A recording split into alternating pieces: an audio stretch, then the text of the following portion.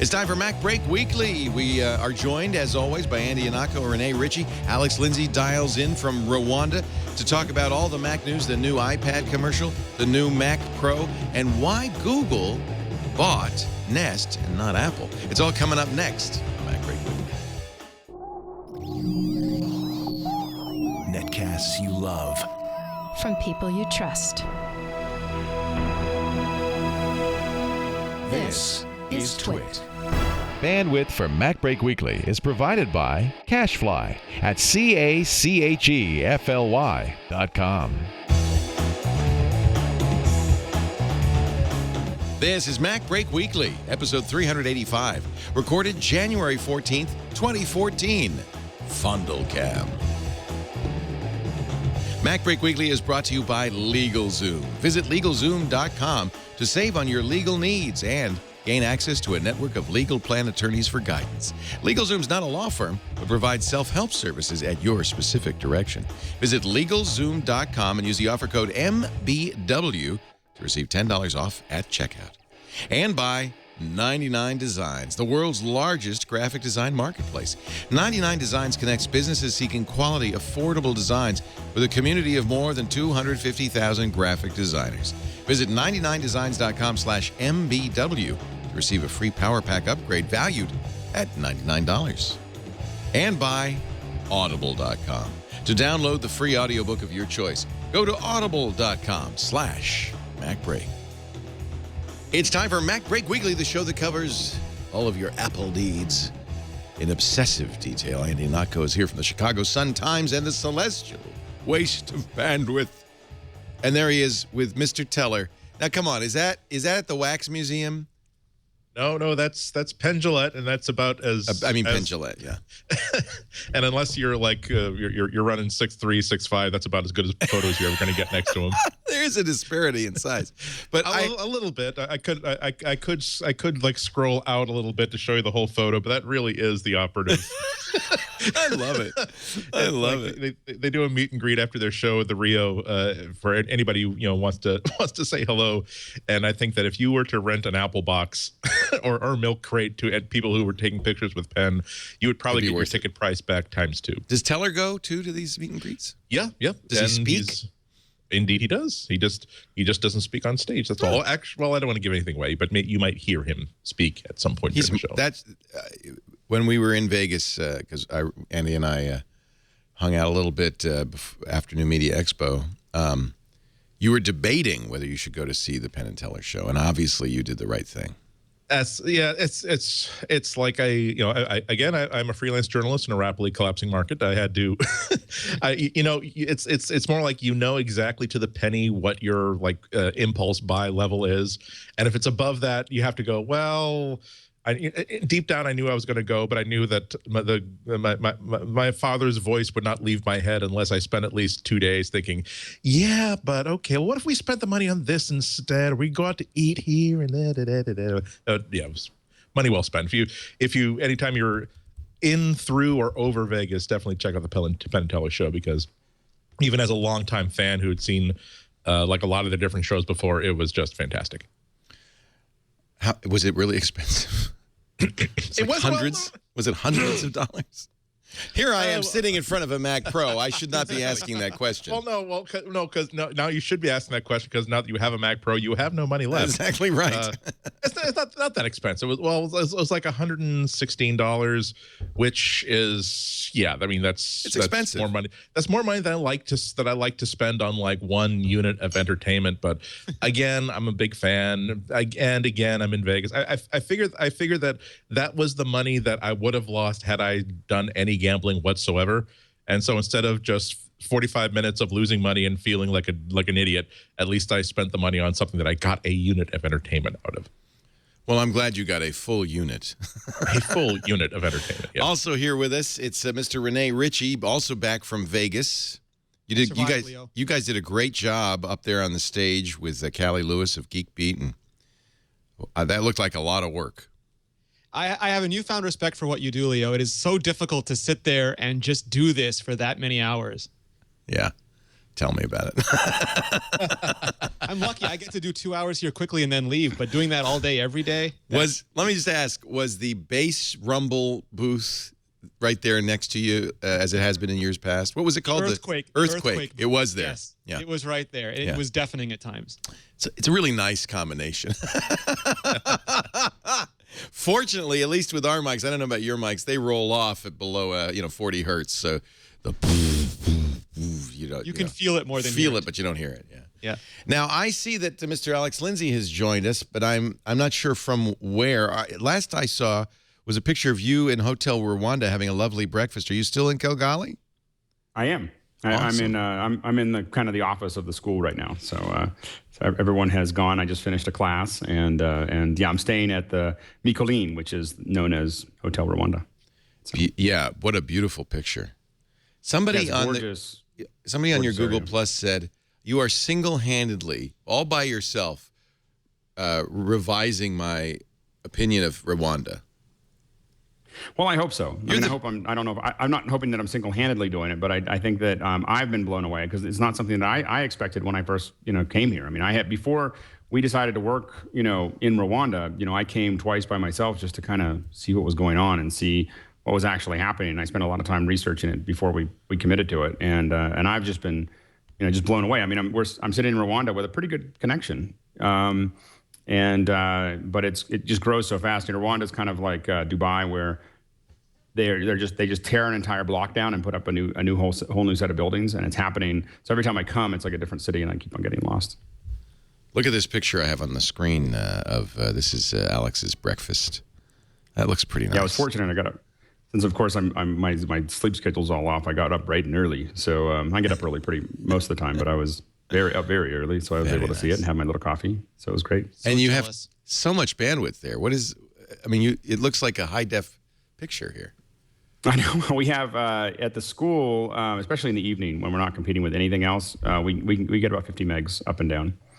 I was complaining about it during the day, and I was reminded by my partner here, the government partner, that we have the fifth fastest connection in the country. so it's not that everybody has 50 megs, but we do. So we teach the school, the African Digital Media Academy. We actually are teaching classes from California and other parts of the United States in Kigali. So the instructors are in the United States and the students are in Kigali. So we've been experimenting with that last year. That's what the whole curriculum is going to be based on this year. And so I'm down here just making sure that all the technical stuff is all set to make that transition over the next 2 or 3 months. Awesome. Well, it's great to have all three of you from Montreal, from Kigali, from I don't know, some small town in Rhode Island. And here we are in Petaluma. Someone in the chat room said, what does Leo need a studio for at all? Because something has to stitch this all together. And I think if this were all virtual, it's not quite as good as if one person's in a real spot. Well, also, do you really, really, really want to have your business hinge on everybody's Skype connection working? No. There you go. Lately, Skype has been a bear. Somebody emailed me, though, and said, what's happening? You're being DDoSed. You're being Skype DOSed. And this apparently, Chad, you might know, this happens on twitch.tv all the time. That griefers will come in, and if they can deduce what your Skype handle is, they just kind of bombard you. And so the trick is to use a non-guessable Skype handle, I guess. Right. I know that Brian was hitting that issue a lot, and he had to come up with... Brushwood, yeah. And he was coming up with different usernames every week, and we'd email back and forth. If we came up with a 10-digit number... Yeah, pseudo-random. Yeah, nobody's going to guess it. If they see it on the screen, we'd have to get a new one. I think we'll probably try that. But yeah, Twitch, apparently it's a big problem on twitch.tv. So the internet, once again, a place where nice people gather to share ideas. So the big story is sort of a Mac story, sort of not an Apple story. Tony Fondle, who was a vice president in charge of iPod, commonly, mistakenly credited with designing the iPod. I don't think that's the case. Although there's a famous scene, is it in Isaacson's biography? Stephen Levy refers to it, where Fondle comes into the room to present the idea of the iPod to Steve Jobs and has all the components on the table and snaps them together and says, here. with a little bit of showmanship, little Jobs like showmanship, and that was apparently the thing that convinced Jobs, yeah, we should probably be doing this product. Fondle founded a company called Nest with Matt, what's his last name? Rogers? I can't remember his last name. And raised around $150 to $200 million to create a very interesting learning thermostat and more recently a talking smoke alarm. And Google just bought them yesterday for $3.2 billion in cash. $3.2 billion in cash. That's 5.8%, according to GigaOM, 5.8% of Google's cash position. So no matter what you think about that number, it is a significant number for both Google and obviously for Tony. It's a big thing. Google Ventures owned part of it, so I'm guessing some of that was just bank account movement. Yeah, no kidding. Yeah, Google Ventures an early investor in this. They saw right away the value of Nest. The question a lot of people asked right away is, why not Apple? Do you think Apple wanted Nest? I was kind of surprised that Apple. I just assumed that Apple eventually was going to buy Nest. It was the Apple of other things, and it was surprising that to me that Google beat them to it. There's got to be somebody at Apple just going, oh, I can't believe that. Apple usually is very careful about verticals that they pick, and they simply might not believe that they're ready to enter into the home automation or home device vertical. They do one thing, then they start annexing things that are next to it, and this is several orders down the line. Even if you count in watches and televisions, it's probably a while before they want to get to intelligent devices, if at all, because maybe iOS in the car will become iOS in the house, iOS on the camera, everywhere. But it's also possible Tony Fondle doesn't fit into Apple's new leadership, and Tim Cook has shown that he would rather have a cohesive team than just all-star players on that team. And also, it's kind of hard to even imagine how Google is going to how this is going to fit into Google's portfolio, apart from the idea of observing your movements through the house and being able to learn from you from your position there. It would be an odd thing for Apple to have bought. Philosophically, they're a very, very Apple-like company. When you read the press releases pre-acquisition, there is a lot about the magic and life and saving the planet. They really were pressing very, very hard. This isn't just a thermostat that will pay for itself because of the way that it adjusts your heating and cooling settings. This is a device that will help to heal the planet because it will reduce our dependency on greenhouse emissions. And for to survive the next 1,000 years, we're going to need a blah blah blah blah blah. That's, by the way, why John Doerr bet big on it with Kleiner Perkins, because they were betting on clean tech. None of the clean tech investments that they had did very well until now.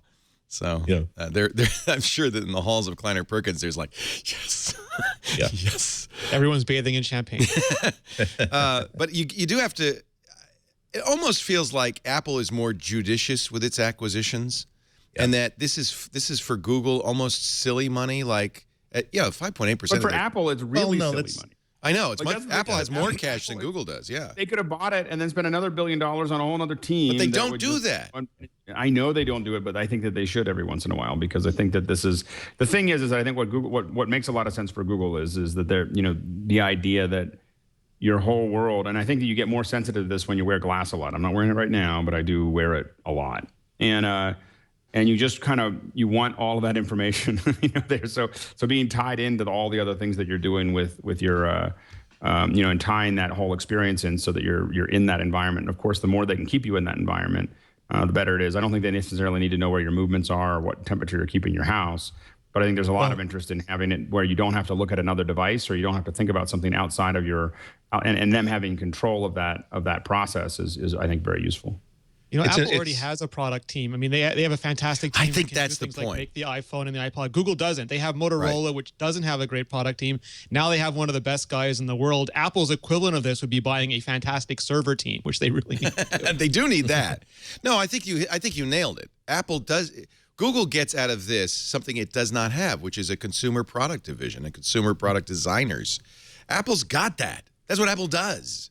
Yeah. So there's less, I think, value in Nest to Apple, although there is underlying value to both Google and Apple in the intelligence of these devices, and I think that's something that perhaps doesn't get paid much attention to. But really, Nest isn't about a thermostat or a smoke alarm. It's about intelligence and intelligent devices in your home.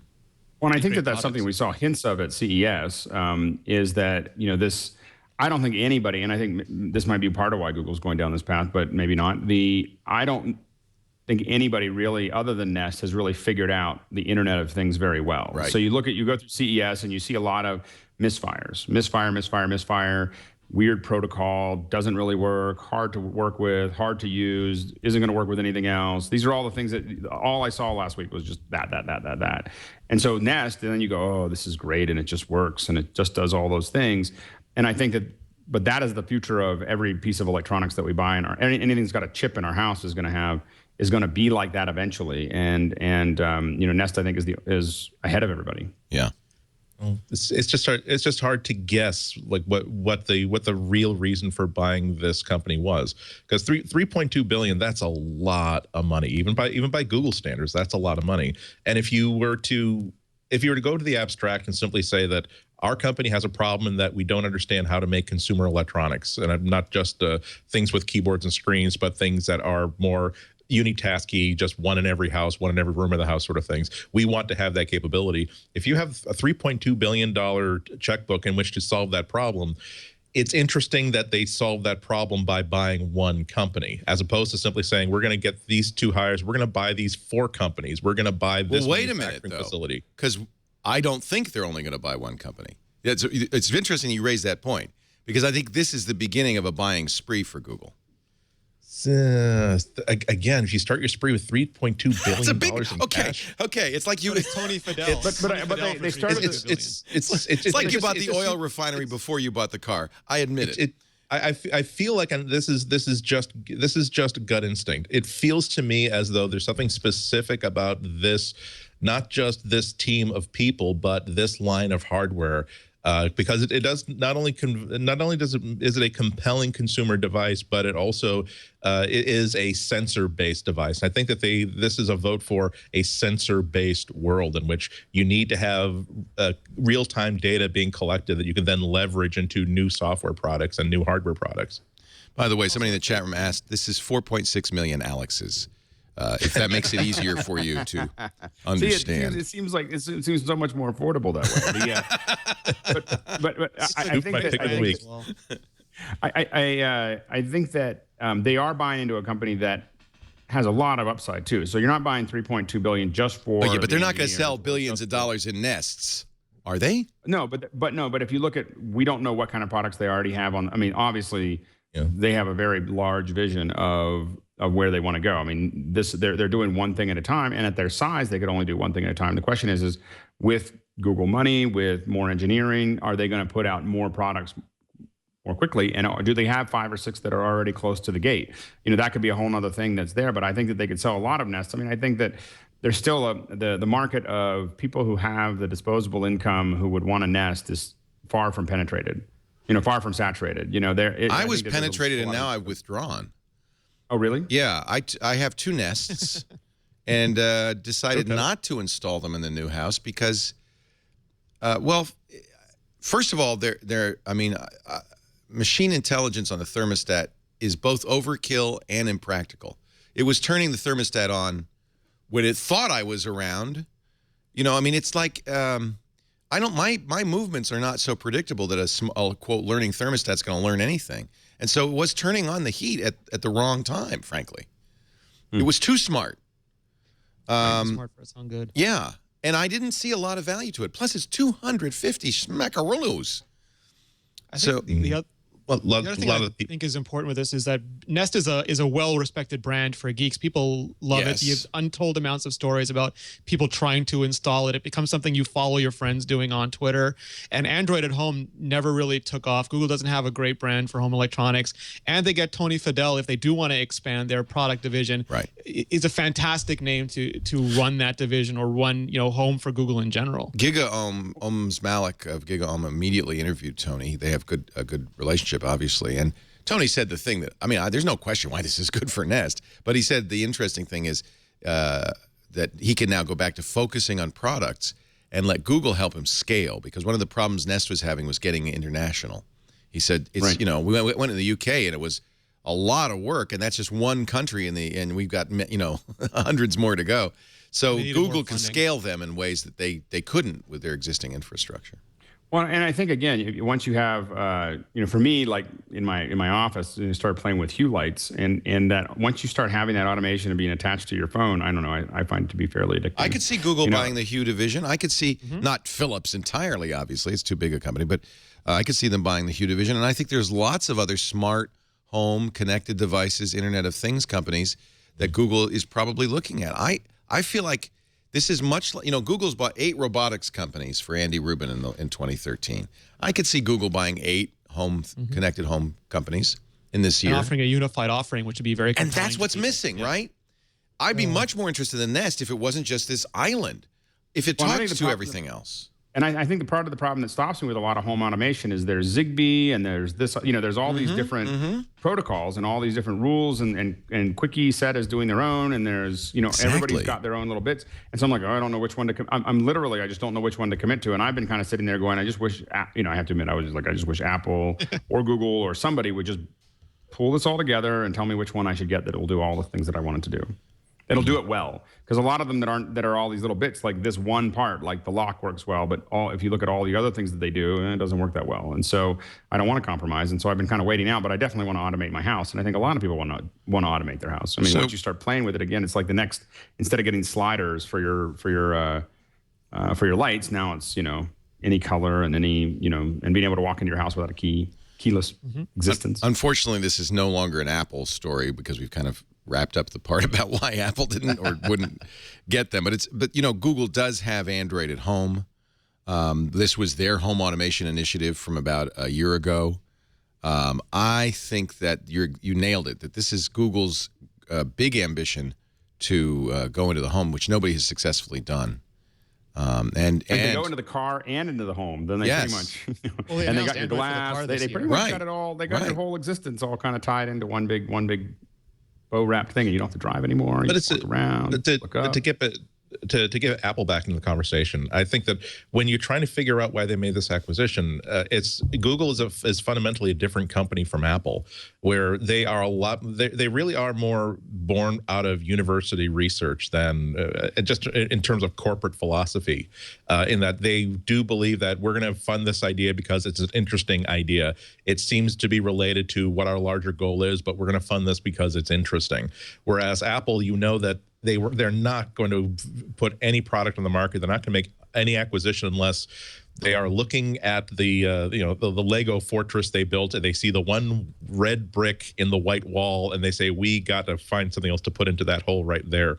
So when they buy a sensor company, it's because they have a specific idea of, here's what feature that we want for the next iPhone, and the only way we're going to be able to do it is to buy this company that has this technology for us. Whereas there is at least a possibility that Google is saying, we've got lots of money. We believe that home automation is going to be a thing. We believe that sensor data is going to be a thing, and we also believe that just in terms of intellectual curiosity, that the way that we can integrate our products much more conveniently into people's lives if these services have an awareness of their actual day-to-day activity. So it may not be a specific hole in the wall they're trying to plug with this. It might be that they believe that this is going to be an interesting market, and they also just simply believe that it is okay for us to do something that is a little bit off of our direct path. That's kind of how I feel. Like, it's as much as it is, it's still silly money. It's more than they paid for YouTube. Again. It's more than they paid for YouTube. Yep. But YouTube wasn't making money at the time. The YouTube acquisition was clearly, this is something, this is going to hit big. We can either buy it early for cheap, or we can let it get into Facebook status, in which now that it's worth $50 billion, there's no way we can simply buy our own social media network. I think this is a different thing. Again, 3.2 billion. That is, we all like read lots of reports about acquisitions and money being moved from one column to another, as Renee suggested. But 3.2 billion, when you can express any amount of money as a multiple percentage point of Google's money, right? So that's a big freaking check. That's the. I'm sorry. I really want to close this deal, but I'm going to have to call my spouse for approval on this check before I write it. Yeah. If you're building the Star Trek machine, you're going to want to know what temperature it is in the room. And that's their big dream, their big goal is to make Star Trek a reality. So they're going to, I think there's so many things involved, the synergy of the product division, the ability to get data out of your houses. It just, in many ways, this is a great fit for Google. And I think the amount of money they paid for it, to Andy's point, shows that. Yes, they dream of being Star Trek The Next Generation, but turned out to be Star Trek Voyager. I can't follow that. That's just too perfect. What we don't know, actually, is how much Google Ventures investment was. If it, if they had 10%, then they saved $320 million on the deal. Incredibly successful year for them. Well, it is. It's interesting. The two big investors, KP and Shasta, both basically are made whole by this. Yeah. That the Shasta fund is basically paid back, and based on Nest alone, Kleiner Perkins, I think, generates a 20x return on their investment, which means that Kleiner returns over 60% of the fund with that Nest investment alone of its clean tech fund. So that's how it works. That's how venture capital works. That's it. One big hit. You got 10 bad ones, one big one, you're set. It's like the movie industry and Twit. I put myself right in that category. Anyway, enough said about that, but I thought a very interesting story, and there'll be much more to say about it in time, including, of course, the big privacy question. Do you really want a Google Eye in your house watching you as you wander? Leo's at 60 degrees. Leo's at 60 degrees. It doesn't bother me at all, but then I have a Kinect in my living room, and I dance naked in front of it nightly, so I guess... The NSA really doesn't like that, Leo. Yeah, I do it for the NSA. I do it for them. Our show today, great panel as always. I'm so glad Alex could join us from Rwanda, from Montreal. Renee Ritchie of imore.com. You didn't get sick in CES, did you? No, I have this thing where I just refuse to do it now, and it seems to work. Like the first couple of years, I got the plague every time, and then I thought it was silly. We better stop doing this. And so far, knock wood, that worked. I think I know what happened. None of the East Coasters could get there because of snow. They're the ones that bring the disease. We had people miss the show. Like lots their of people got canceled, and they only come in on Wednesday, and the show's over. So they gave up. Those were the people who bring the disease. I found mostly when I stopped drinking like a fish and started sleeping normally. It turned out that go my to life bed was pretty much the same as it was at home. Callie lost her voice though, I think. Yeah, she was working really hard. Yeah. Yeah. Anyway, we're going to take a break. Andy Anako also here from the Chicago Sun-Times. Lots more to talk about. And I have the Mac Pro, thanks to Ed Ingber, who very kindly drove it up from Saratoga this week so that I could play with it. I was wrong. I'm just going to say that. I was wrong about the Mac Pro. This thing is sweet. But first... word from LegalZoom.com. LegalZoom is not a law firm. It's actually something much better. LegalZoom helps you do the legal work you need to do to start your new business, to protect your family, stuff that you don't need a lawyer to do. It's self-help services. You walk through this simple form, a questionnaire on LegalZoom.com, and they can help you create a will or start your own business. They can help your New Year's resolutions come true. That's really what LegalZoom is all about.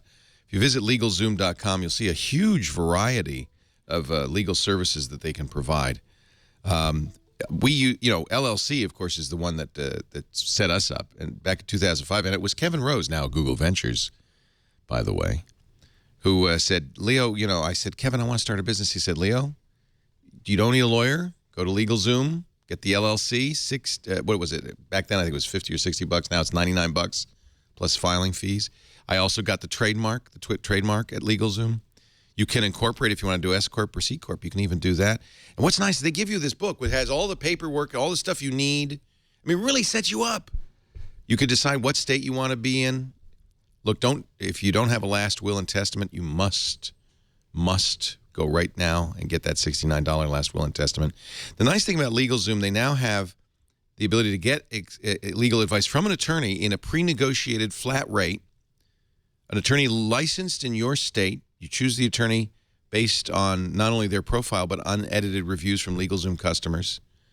Really, they do it all. Personal services, business services, trademarks and intellectual property, wills and trusts. Over 1 million entrepreneurs have started their business at LegalZoom.com. And I love this. 90% of the people who use LegalZoom have recommended it to friends and family. That is a very, very happy customer base, including me. No surprise fees, no hassles, no headaches. LegalZoom, not a law firm, but they can connect you with a third-party attorney if you need that for self-help services. Visit LegalZoom.com. Save on your legal needs like wills for $69, LLCs for $99 plus filing fees. Get that legal plan attorney for additional guidance. Don't put off the things you need to do that you want to do. Make your dreams come true. LegalZoom.com. Use our discount code MBW. That'll let them know you heard about it on MacBreak Weekly, and it'll give you $10 off at checkout.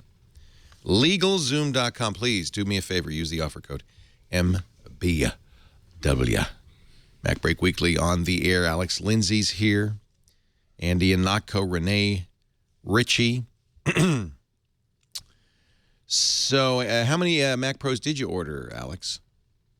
We're still trying to work out with our business rep, the leasing and. It takes a while, right? They're not. Yeah. Are they down to February now, or March? Yeah, I think February, March, and it's mostly just us sorting all of that out. We have a lot of computers on the lease, and so we're just trying to make sure that we can sort it all through. So so we're probably going to get 7. I was skeptical about the shape and the size. I was wrong. I mean, when I wanted to bring this in today, I just unplugged it, lifted it up. You carry it in one hand.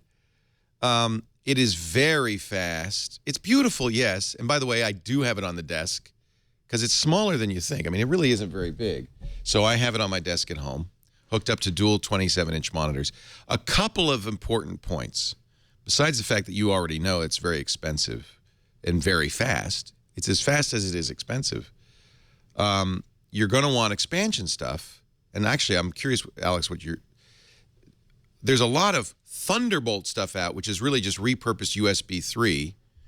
In fact, I have 2 devices connected via USB 3. You don't get all the bandwidth that you should get. What you're looking for is a true Thunderbolt 2 device, and there's a dearth of those, and they're very expensive. The one thing I saw on Apple's site, I think, is a Promise RAID array that is truly Thunderbolt 2. Otherwise, you're not going to get the throughput you want.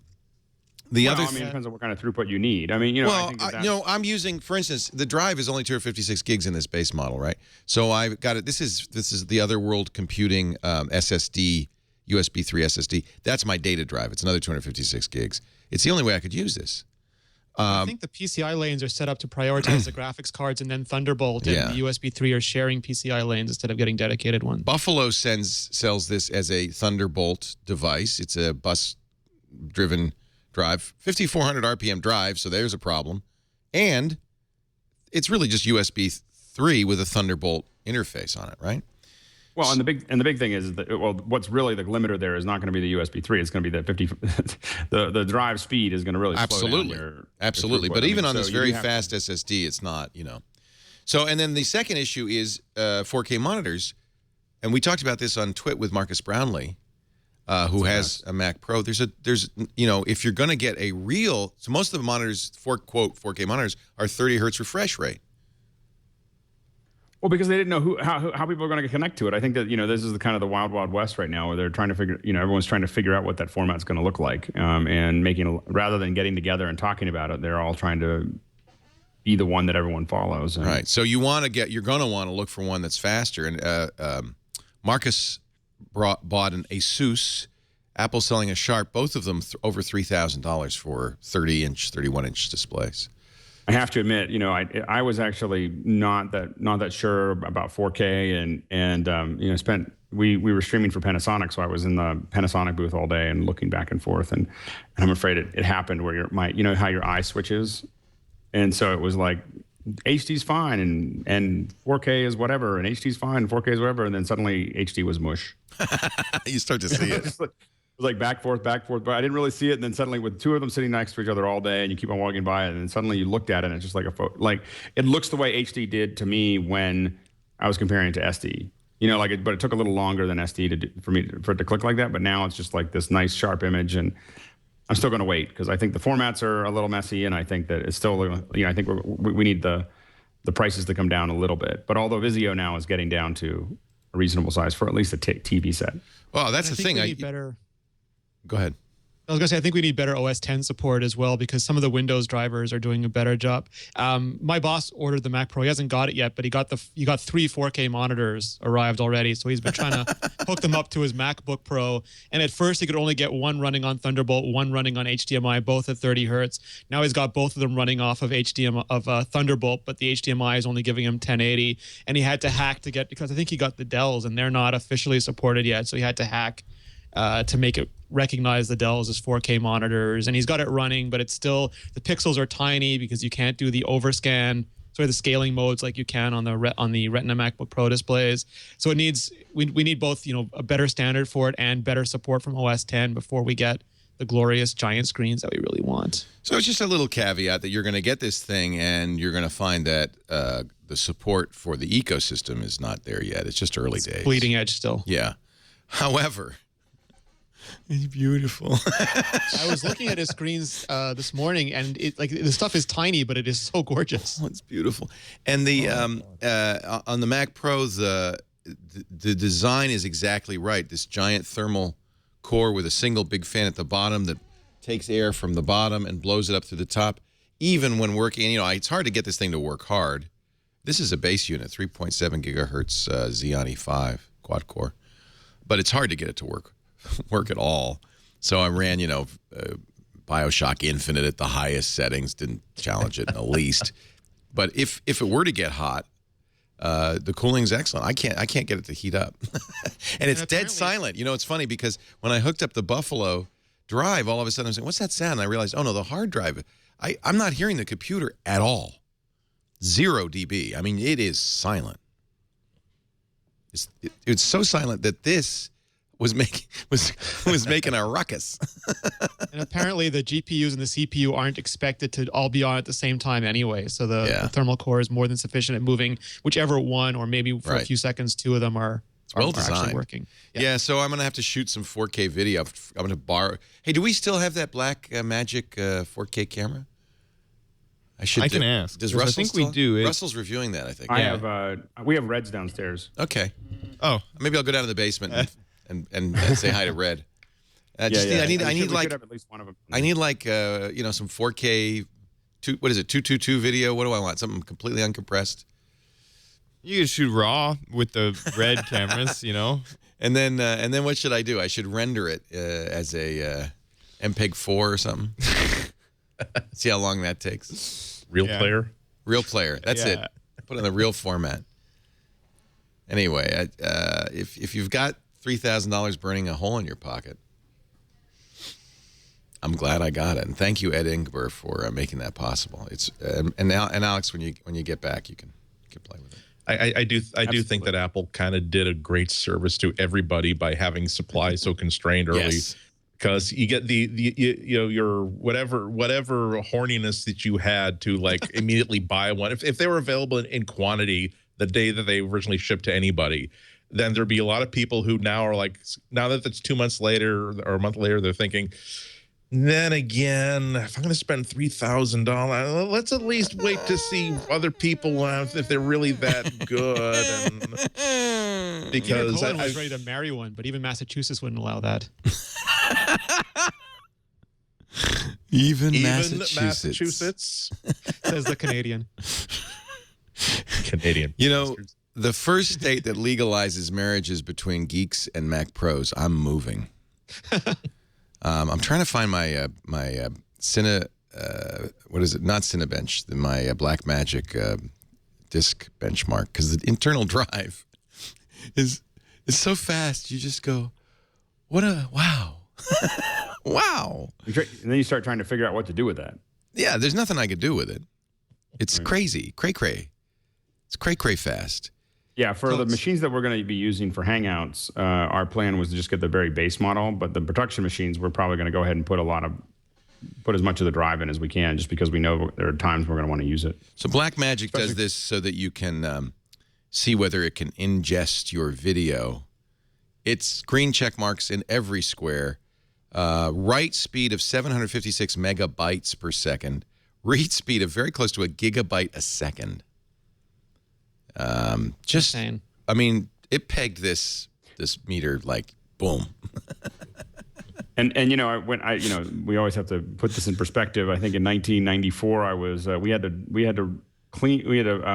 reformat our RAIDs every week to make sure that we could maintain 30 megs a second, on our Media 100. Right, 30 megs. 30 megs a second, and that was so we could get uncompressed not even uncompressed, but mostly uncompressed SD. And so that we could work, and then uncompressed, we had to build RAIDs, and in 2005, we were building those huge RAIDs for MacBreak, and those just had to tag out at about 220 megs a second, and those were like $11,000 each, and now it's look at this, in your computer. Well, it's because it's dual bus PCIe. Yeah, I mean Apple's done a lot to make that fast, but boy, it's fast. And by the way, one of the things that's really good for those of you wondering what you would do with that kind of speed, compression. If you're doing a lot of compression, one of the things that really you're grabbing a lot of footage and you're actually churning it through, and the processor usually handles that really quickly. And what really oftentimes is the limiter is actually the drive. So having a drive with that kind of read-write speed actually will oftentimes speed up if you're trying to compress to H.264 from a uncompressed file or a Apple ProRes file or something like that. You may see a lot of increases. So something a little bit more mundane than 3D or other big heavy editing tools. If you're doing that, that's another good reason to have really, really fast drives. Do you think that this will ever be a good buy for just your average user? Well, it really runs Safari very quickly. My mom would love this. it can almost run Flash. Really cool. I can definitely see like producers in Hollywood getting it because it looks cool. But I think that the iMacs are pretty beefy at this point. And so are the Mac That's Minis. what Ed did. Ed, the reason I have this is because Ed had buyer's remorse. He said, "Yeah, I don't need this. I'm going to get an iMac." Yeah. And he was absolutely right. That's the thing to get for 99.9%. But for the 1%ers, yeah, but those 1%ers, exactly. And also, it's not like an iMac where they can't really tell which one you have, or the old Mac Pro where they can't really tell which one you have. Yeah. Either you have that latest, greatest, incredibly awesome Xenon-based Mac Pro, or you do not. Right. And if you do not, if you're sufficiently weak-willed, that's a problem that you feel as though it's worth $3,000. I actually put this in the window of my house with a light on it, like the Swiss Army knife, like window display. You just need to have it like slowly rotating. I would just wear it, Leo. Seriously, I mean, at this point, just wear it. What it comes with, which is interesting, is black Apple stickers. It's the only ones I've ever seen. They're black. Normally they're white, right? So there's that. So that means you can put it on. They can put it on the bumper of your car, and everyone knows that you have. Yeah, one. it's basically saying, "Follow me home and steal my computer."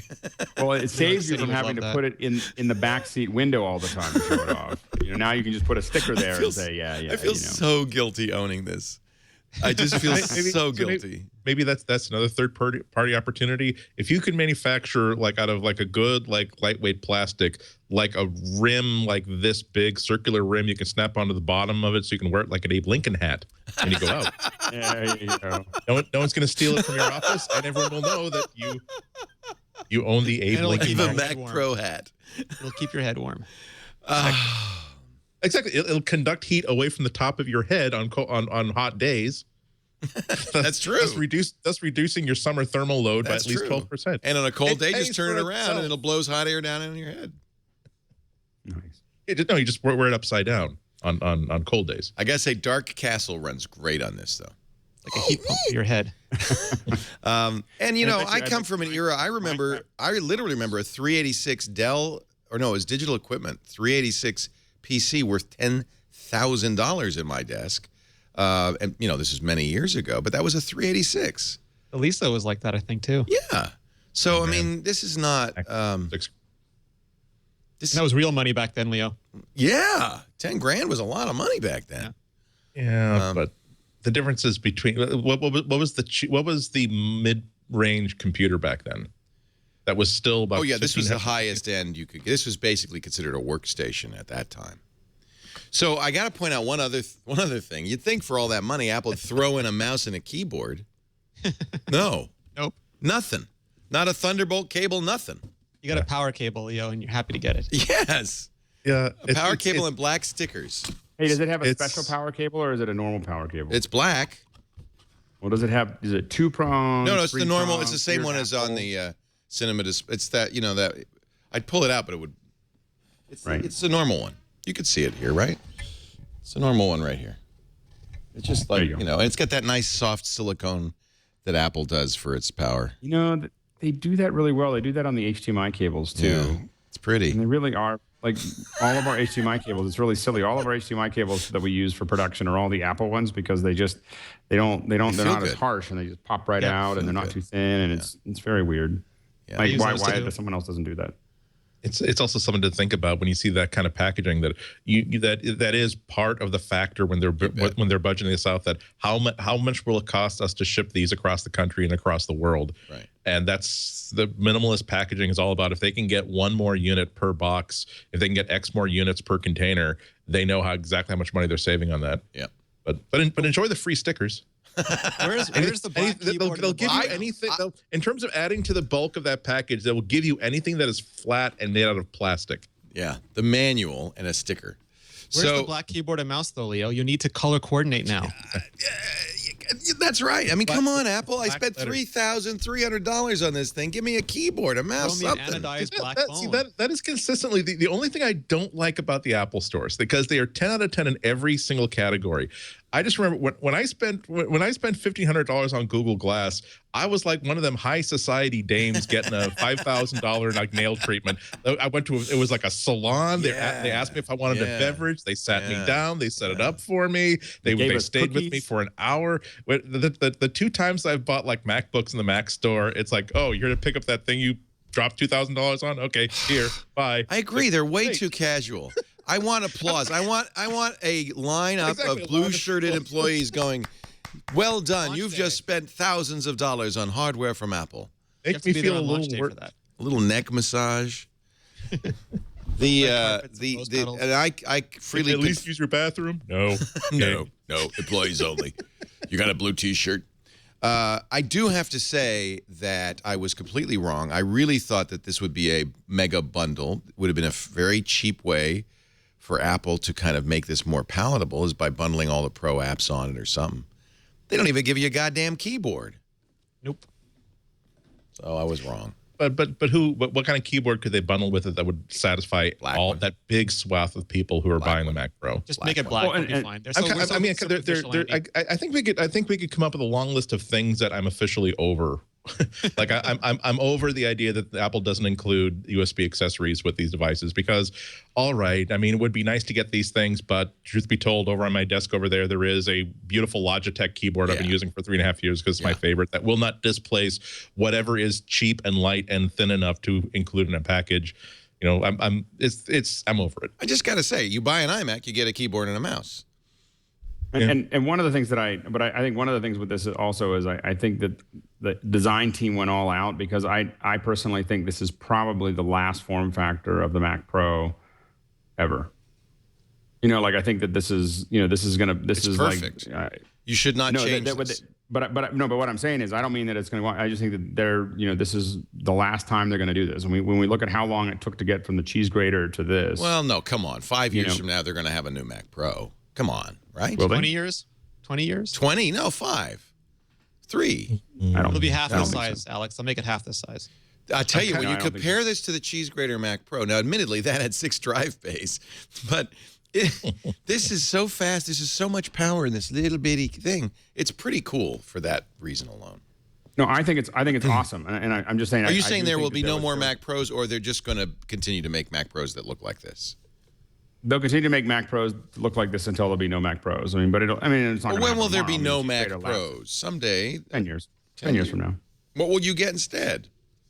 Your touch screen weird thing that they have out will be fast enough, and you won't. It's just not going to be their market. I still think that they're moving away from this. I think this is a great way to close that off and build something that we're all going to be happy with for at least 4 or 5 years, and then we'll wonder what I could see them doing one that is the size and shape of a Rubik's Cube.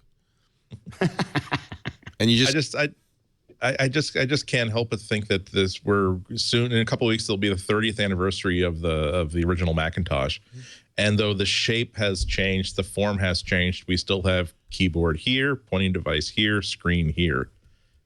So if they have, that hasn't changed, and that basic design has gone for at least 10 years before that. So I don't know. Well, I'm not saying I don't think the computer will change. I just don't think. I think we should just enjoy the moment and enjoy the fact that we have this crazy fast computer, and the fact that this is not Apple's market anymore. And I think that they're going to give us this last little push out, and a lot of us are going to keep on using it and loving it. But I don't think that we're going to. I don't mean to bring everybody down. Like but I was looking at it. I don't know if it's going to be that blatant. I think that in 5 years' time, it's possible that Apple has they do what they want, and what they want to do is something they do extremely well. And I think that if in 5 years from now there's no more Mac Pro, it's because they have figured out how to make beautiful computers for the majority of the population that works for them even better. Even better than a computer that costs half as much they can possibly afford. But they'll start to let go of a lot of the pro users, and a lot of the pro users in frustration will leave for other platforms. They gave up the server. They decided that wasn't a market that was big enough to be worth the trouble. But servers is not the servers aren't. A server is not something that Apple was ever really, really, really good at. The Mac Mini has been in every single server room I've seen, but that's sort of a freak case, I think. In terms of what administrators really want to see from servers, Apple is just not interested in or willing to make that. But Apple has done really, really well making pro level computers in terms of giving a tool that is manifestly the weapon of a warrior. For creative people who are finding the creative template, Fondle. Oh, corner radius. Oh, index of refraction of the paint glass. Perfect circle. Perfect aluminum circle. I'm just going to say, this is the last Mac Pro I'll ever own. I love it. You look like you're fondling Mr. Bigglesworth. I'll never leave you. For the record, there are 5 different witticisms that I've thought of and then said, no, we better not say that. I like doing this show, and I like Twit existing. And if I said one of those things, one or both of those things would cease to be true anymore. I think that what really, and by the way, please don't send me emails saying, you nitwit, you could buy a keyboard and mouse for $15. I know. I have plenty of keyboards and mice. I'm just joking. I do have to say, and a final word on this. For whatever, it's way overpriced. Nobody needs the power, blah, blah, blah. This is a computer you literally can fall in love with. I'm just saying. Yeah, Apple does that so well. I'm kind of. It's like owning a Lamborghini. I'm kind of fond of it. I don't know.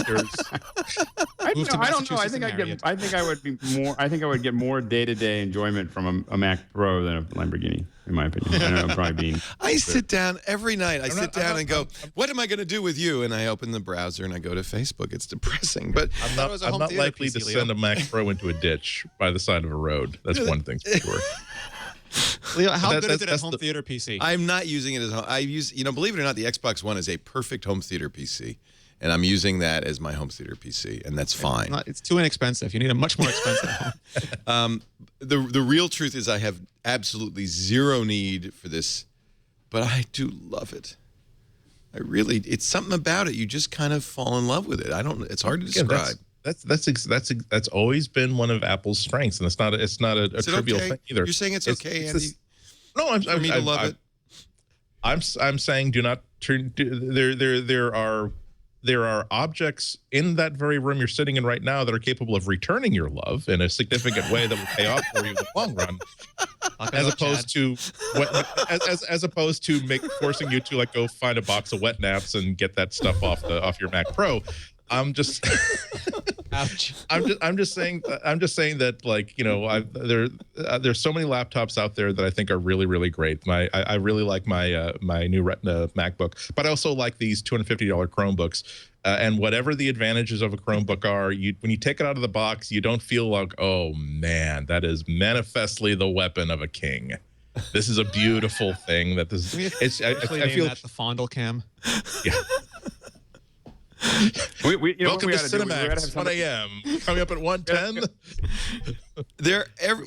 Look, the reason we get into this business for a lot of us, certainly it was for me, is a love of technology, a love of, Apple's taught us a love of design. I dare not speak its name. And every once in a while, an object comes out that's really fetishistically beautiful. And they're rare. And when they come out, you want to kind of celebrate them and honor them. And this is pretty. There's a reason why so many of the people on this show and listening to this show have a G4 Mac Cube. Exactly. I had that. That is not in storage, not been given away. It's just a beautiful object that gives them pleasure to simply have it on the shelf somewhere. That's not an easy thing for a tech company to. Okay, now you're skeeving me out a little bit. I Leo. shall call her. If next week we find that you put like a set of wax lips on the side of that, I might have to sit out a couple of shows. But it could be fondling that forever and staying young. And it could be my pillow wife. All right, enough of this silliness. It is, you mentioned. You know what we ought to do? Well, I do have to admit, and because it would show all of it. We should go back and look at when they first announced it, and then have all of our comments. I freely admit, I mocked it. Well, I don't want to do this at all. I thought it was stupid. I said, who's going to want to buy this? It starts at $3,000, but by the time you equip it properly, you're talking $10,000. All of that's still true. In fact, and then he saw it. And then I saw it, and it's like the harp music. Is it in its shade? It's like if you knew that falling in love with Scarlett Johansson would cost you a lot of money and a lot of heartbreak, and that eventually George Clooney would come along and steal her away, but you still. Mac Pro, you complete me. It is the 30th anniversary. Hey, look, I remember going to Macy's in March 1984, plunking down my Macy's card, spending $2,500 for a Mac, the original Macintosh that did nothing. Basically, you had to swap disks 100 times to copy a file, and I loved that too, just as much. 30 years ago, and in fact, January 25th, there's an event you should all come to in Cupertino at the Flint Center, where the Macintosh was originally announced on January 25th, 30 years ago, 1984. Mark Cantor sent me a little video inviting you and me and everybody else. Before there was Google, Facebook, Twitter, there was the Macintosh. And I don't know where this panel discussion was, but Steve Jobs... I'd like them to just take 30 seconds and introduce themselves and maybe talk a little bit about the piece that they did, starting with my right. Introducing the Mac team. I guess this was at Flint Center. And I worked a little bit on the ROM, and I helped Bruce Horn with the Finder. My name's Andy Hertzfeld, and I worked on a lot of the system software for Macintosh. My name's Randy Wigginton, and I wrote the word processor. My name's Bill Atkinson. I did the Quick Draw graphics primitives and the MacPaint application. I'm Bruce Horn, and I worked on the ROM a little and on the Finder with Steve Capps. My name is Burl Smith, and I designed the digital logic board for Macintosh. I'm Owen Densmore, I did the printing. My name is Ronnie Seebach, and I wrote the mouse lesson that you get on your Mac Guide disc and the font. That is going to be an event. I'm looking forward to going to that, celebrating the 30th anniversary of the announcement of the Macintosh at Flint Center, same place. And I expect many of those people. Obviously, a few won't, but many of those people will be there. And I'm sure Woz will be there. I know I've heard from a lot of people. They should let us stream it. Mark, let us stream it. That's a great idea. Or at least stream it the next day. That's a great idea. Let me send him an email. That's a very good idea, because that's the kind of thing I know our audience would be very, very interested in. Let's take a break. Let's take a break. I'm getting a little emotional here. Mop for Mr. Laporte. Mop for Mr. Laporte. Someone move the Mac Pro out of his eye line. It's so beautiful. I have nothing. There's nothing I can do with it. Well, I have an iMovie I'd like to work on, and then I'm going to email some people. Maybe go do some Sudoku puzzles. We're all very happy for you, Leo. We joke, but we're all very happy for you. Can it launch Quick Look at an acceptable speed? That's all I want to know. Oh, you mean when you press space bar? Yeah, no. Yeah, it does. There's no hesitation in anything it does. It does it with confidence and assurance. So when you do a spotlight search, it'll actually search on the search term you type, not on the letters 4 through 19. Yeah, that's right. Okay. Even with Mavericks. That's worth $3,000 right there. Yeah. It'll give you the result before you search. Oh, God. Fondle, nice. My darling, I can't get enough of your love, baby.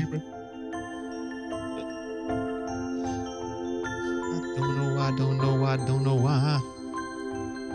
You complete me. Wherever you are. So sorry. I am here in your heart, and my heart will go on. It's so wrong. I need Bruno Mars, some flowers, a little champagne. So Vegas, baby. Some candlelight. Our show... You guys want to be alone, Leo? I do. I want to just leave right now with my Mac Pro and just... Design is very important to those of us who live in the Apple world. Anybody who kind of follows Apple for any length of time understands that, I think, right? And of course, as Steve Jobs always said, it's the intersection of technology and science and liberal arts. And if you are a great scientist, a great programmer, maybe you're a great cook, but you need great designs, I want to tell you about 99 Designs. 99 Designs brings you with the world's largest graphic design marketplace to over 250,000 graphic designers who are waiting to help you make your stuff look better. Perhaps you're interested in a landing page design. That's really, the first thing people see of your business often on the web. 99 Designs, you tell them what you need. Dozens of designers from the community will say, I got an idea. What about this? You give them some feedback. You refine the design. You select the designer you want. You pay for your favorite. Do you need fresh marketing collateral? 99 Designs offers all kinds of marketing design. You can get a sleek, affordable email template, a banner ad, an infographic. You could do a vehicle wrap design. We do T-shirts. App designers use 99 Designs. Landing pages start at just $2.99. You could start your next graphic design project at 99designs.com for as little as $199. And I invite you to go to 99designs.com/MBW to get your $99 power pack of services for free. That gives you more designer time and attention. 99 Designs will bold, highlight, and feature your design project in their marketplace, so you'll get roughly twice as many designs. Right now at 99designs.com, there are thousands of design contests going on. There are hundreds of thousands of designers participating. The payouts last month alone, $1.4 million to designers, $66 million to date. 99 Designs. You're going to love it. 99designs.com/MBW for that $99 power pack of services for free. Leo Laporte with Andy Inotko, with Renee Ritchie, with Alex Lindsay. Okay, let's go from the sublime to the ridiculous. If you were watching the NFL playoffs, do you get to see football at all in Kilgallen? No, probably not. The problem is both weekends I've been flying, so I just see it as I go through the airport. So I think I was in like Istanbul or something in the lounge when. Well, let me play this for you, because you would have seen this on the NFL playoffs, and I wonder. This is the new iPad ad, and I really wonder what the reaction of people is, particularly the narration. Listen. We don't read and write poetry because it's cute. We read and write poetry because we are members of the human race, and the human race is filled with passion. Medicine, law, business, engineering, these are noble pursuits and necessary to sustain life. But poetry, beauty, romance, love, these are what we stay alive for.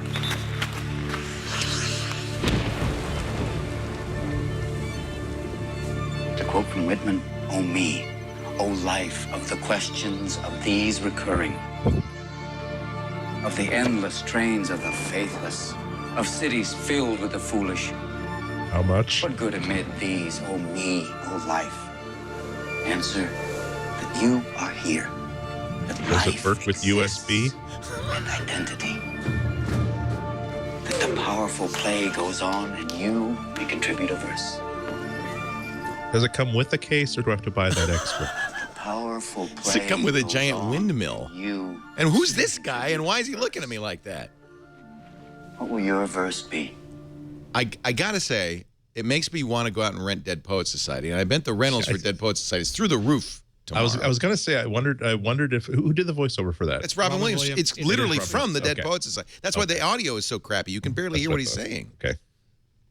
I've not seen Dead Poets Society, so I don't know. Andy, great movie. It's wicked good. What? I was in my non-Robin Williams drama phase.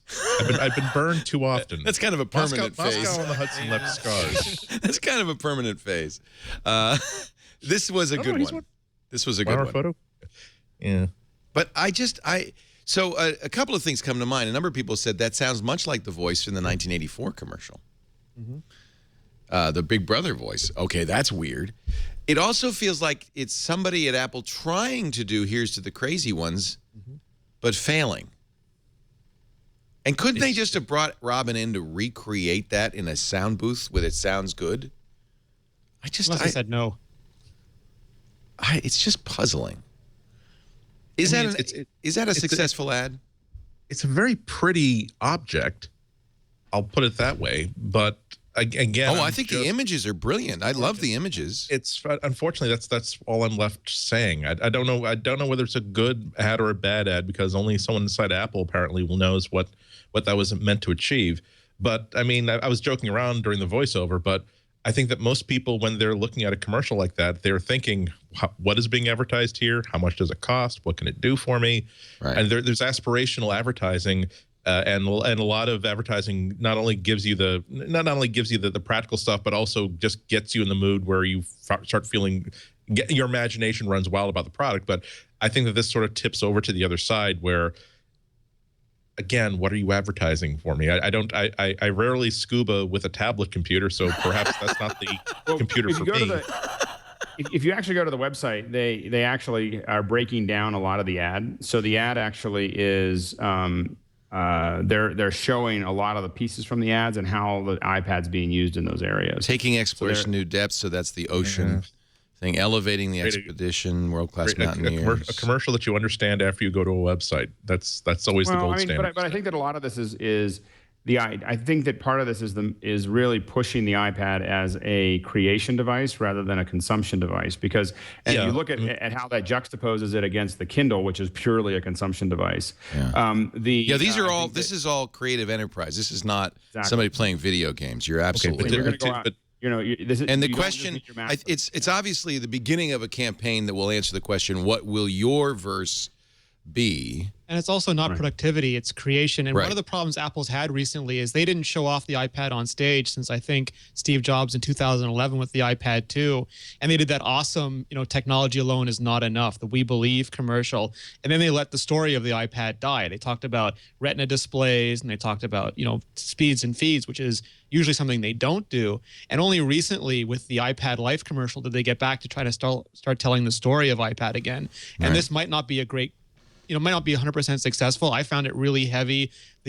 Both Williams' narrative and the music that was accompanying it was very grim, strong and overbearing almost. And I think it wasn't as good as it could have been, but I am delighted that Apple is once again talking about what you can do with an iPad and not just the technology they're putting into it. That's fair enough. It definitely continues a message that they started off with the introduction of the Air, where remember we were talking about that after the launch event, about how this is one of the first times in a while which the promo video was not, again, kids playing virtual piano and kids and people playing games and people entertaining themselves. It was part of that first push saying that the iPad is now the iPad is now officially a computer in the eyes of Apple. It's not something that we don't know exactly what it is, but we're happy to let you guys figure out what that is. It really is now. It does occupy the good slot in the good, better, best slot of mobile computers. But it's just that the only thing that I worry is too strong a word, but the only thing that's on my mind is that while people are looking at that computer, the next commercial, at that ad, the next commercial break, there is one of the most to the point and in your face Kindle Fire commercials that says here is what the iPad Air does, here's what the Kindle Fire does, here's how much this costs, here's how much that costs. You figure out for yourself whether or not this amount of money is certainly worth it. But I think that's exactly the point, because what Apple's saying is, if you compare those things together, maybe our product doesn't look like the Kindle Air, like the Kindle Fire. But if you think about it as a creation device, let's have the Kindle Fire try to go do that with us head to head. But I think that might be some of the push there. It's a BMW versus the Yugo commercial. That's absolutely true. I'm just saying that I don't know if the ad that Apple put together is making that point effectively. It's a lot. I guess the way I could describe it is that to me it feels like a screensaver commercial, where it's just playing and it's better than a blank screen and it holds your attention in that way, but it doesn't guide your thinking in any way and it doesn't leave you with a message. All it leaves me is with the awareness that there are things called iPads out there and people do things with them. And it is two very different. Here's the Kindle Fire ad, by the way. It's two very different advertising styles. This is utilitarian. This is like, here's what it does, and here's what it costs. And then these Apple ad, which is very much an aspirational ad. Like the message, I guess, of the Apple ad is, if you use an iPad, you can aspire to great things. What will your great thing be? I like that idea. This is much more, this Kindle ad's very, it's about price. It's about, the new Kindle Fire HDX. Sharp. And I would expect this, by the way, from Amazon, which is a much more utilitarian company than Apple is. Well, and I think that as the beginning of a campaign of really talking about, I'm expecting after this that what we're going to see a lot of in iPad, because I still think that we're in this very long curve where Apple's moving us away from, I know we've said it before, OS 10 to iOS. And now we're going to spend the next 2 years explaining to you why you don't need your laptop, and so developing it as a creation device. And I think the other possible reason for this is that an ad exec was sitting around with his Apple client and said, let's make a Terrence Malick commercial. It was. That's exactly what it was. It was Terrence Malick. I love Terrence Malick. And he goes, we could make a whole commercial that way. The Tree of Life was equally puzzling to me. But can you imagine this commercial just with lighter music? And do you think we could hire Terrence Malick to do this? Oh, I don't know. We'll just watch a lot of Terrence Malick films and then we'll make it just like it. I think Sarah Lane said that, Renee, that it made her feel creepy. It was very kind of creepy. And like the Budo dancer looking at you askance, it's like, why? What are you doing? What? Me? I mean, it didn't make you feel good. It didn't make me feel. It's a very important lesson in how certain visuals and certain sounds can come together to create a mood that's just a little bit off of what you want, like a little bit lighter music. If they change some of the shots differently, then you have that everyday photo commercial that everybody loved. But you put the music is too hard, the narrative is too serious, and the people keep staring at you like that. And suddenly, it takes what could have been a fantastic commercial and makes it, good direction, not perfect delivery. Well, you've seen the main problem with it is that they're showing me all these great visuals, but they're not showing me a single thing that I myself could see myself ever doing. That if you put it in a classroom, if you put it into a coffee shop, if you put it into a living room, and you show me that this can be done for a lot more things than I imagine it can be done, I can imagine myself wanting to do those things. But again, I've been scuba diving once, loved it, would love to do it again. I'm not sure if I would ever take an iPad down there with me. No. Yeah, Peter said it made him feel bad about himself. He's wasting his life. Well, he's a bad person and he should feel bad. If you watch Tech News Today this morning, Horace Dediu, who I always admire and read with great interest, even though I don't maybe understand everything he says, of Simco, joined Mike and Sarah talking about his blog post of yesterday when Apple reached parity with Windows. He made, I thought, a really interesting point. He said 10 years ago, the way computer purchases worked was the biggest buyers were big companies, IT directors who bought thousands of PCs running Windows for the company. The employees then went home and bought Windows computers at home because that's what the IT guy says you should have. And it drove sales, and it was why Windows became absolutely dominant in the 90s and to some degree the 2000s. He said the big change was when people started bringing in their own device, and suddenly it cracked the Windows monopoly because people saw other devices, they tried other devices. He said what really happens now is there's a much broader diversity. Yes, there are still more Windows PCs by far, 337 Windows PCs sold in 2012 compared to perhaps 17 million Macintoshes. It's a big difference. But because of the broad diversity of the market, in effect, he says Apple has reached parity with Windows. It's no longer a Windows world. And I thought that was very interesting. And a lot of that is because of these devices, because of iPhones and iPads. That's what cracked the Windows monopoly. And in fact, Microsoft's struggling with Windows 8.1. It is a bomb. And if you look at Apple taking the iPad and really turning it into your next laptop, iPads have already pulled all of this following with them and really undercut that market. And if they really move it into something that people really feel like, I have a couple iPads and I still feel like I have to do real work on my laptop. I'm not sold on that yet, but I think that if they can move that to a large population, I think that continues to drive that market down. Yeah. I used to work in enterprise, and I remember we had it was PCs as far as the eye could see. PC on every desk, Absolutely. PC servers in the server room. Everyone had Windows, mobile phones, some Blackberries. And then the CEO got an iPhone because he thought it was cool. And then the VP of research and development got an iPhone. And then, the head of tech support got an iPhone. And suddenly we had to support iPhones. And then I got a laptop because I was a design guy, and design guys can have a MacBook. And then, the head of development got a MacBook because he wanted the battery life. You got a MacBook Air. And then, another guy got it. And all of a sudden, the Apple stuff started moving from the top down instead of from IT up, and they were just forced to support it. And exactly. Continued to move from there. It was a total reversal of the previous model. We all saw it happen. In fact, here's an article this week in the Wall Street Journal. Apple devices flow into the corporate world. The popularity of iPhone and iPad among employees is prompting corporate tech managers to rewrite policies and change traditional buying patterns. And by the way, another big loser, BlackBerry. Apple has, according to the journal, 8% of global business and government spending on computers in 2012. That's up from 1% in 2009. As I was leaving, they were replacing all the VGA projectors with Apple TVs. Yeah, exactly.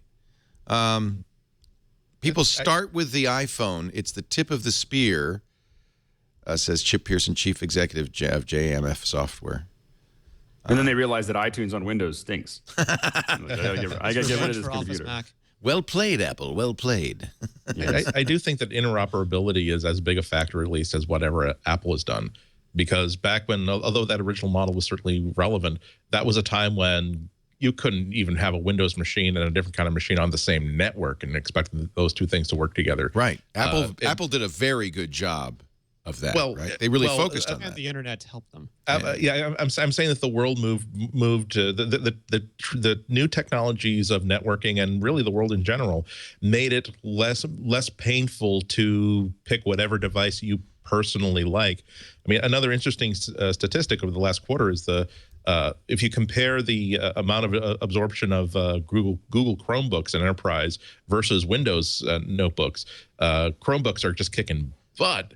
And if you incorrectly look at the numbers, you might even think that they were actually outselling Windows. But the rate at which Chromebooks are being taken up by enterprise right now, it's simply by virtue of the fact that it's not even necessary to have a compatible operating system that runs what you might call real apps anymore. So long as you have a network capable computer that can connect to a central server where the real apps are being hosted, as long as you can connect to where the data is being hosted, everything else is kind of irrelevant. And a lot of companies are finding that we don't actually even need a MacBook Air. We can just simply issue these affordable devices that can easily be left in a cab without causing a whole bunch of damage to a lot of people. That's how big this interoperability has become. Right. You're right. And that means it's easier to bring a Chromebook into work or a Mac into work or an iPad into work. Yeah. And once it becomes easier to do that, a huge diverse ecosystem blooms, and that's what Horace is saying. But it does show what trouble Microsoft is in, because their business has always been about selling Microsoft Windows licenses, and now that it's no longer, it's still again immensely popular, but it's not driving a lot of new purchases of Windows licenses, either through upgrades or through purchases of new hardware. Now that the iPad is eating into that, and now that other manufacturers are eating into that, Microsoft is big enough that they can they can figure things out. But man, if they were in a weaker position, this would be one of those points where you're wondering how much longer can Microsoft keep this up. Somebody in the chat room says, "You're kidding! Chromebooks in business?" That's exactly the shocking headline from NPD, that Chromebooks were enjoying 21% of business. Now this is business notebook sales, not home sales. Business notebook sales in 2013, 21%. That is a lot of Chromebooks in business. I don't know who's using them, and I feel sorry for them. But if it gets back to the idea of IT departments approving hardware, a lot of departments will love a Chromebook because the damn thing is damn near indestructible. They configure themselves, they run themselves, and once again, if someone leaves something behind in a cab, that's a significantly less significant problem than if someone leaves a Windows 8 or Windows 7 notebook in a cab. From the Wall Street Journal article, Nordstrom, and this is all anecdotal, but this gives you an idea. Nordstrom has deployed 24,000 iPads at its 261 stores, replacing their point-of-sales machines. Urban Outfitters staff uses customized iPod touches to check out customers, handle returns, and order out-of-stock products. They've deployed more than 1,000 iPod touches at its stores, including Anthropologie. They refer to a Cranston, Rhode Island jewelry chain. I go there all the time, Alex and Annie's, known for its bangle bracelets.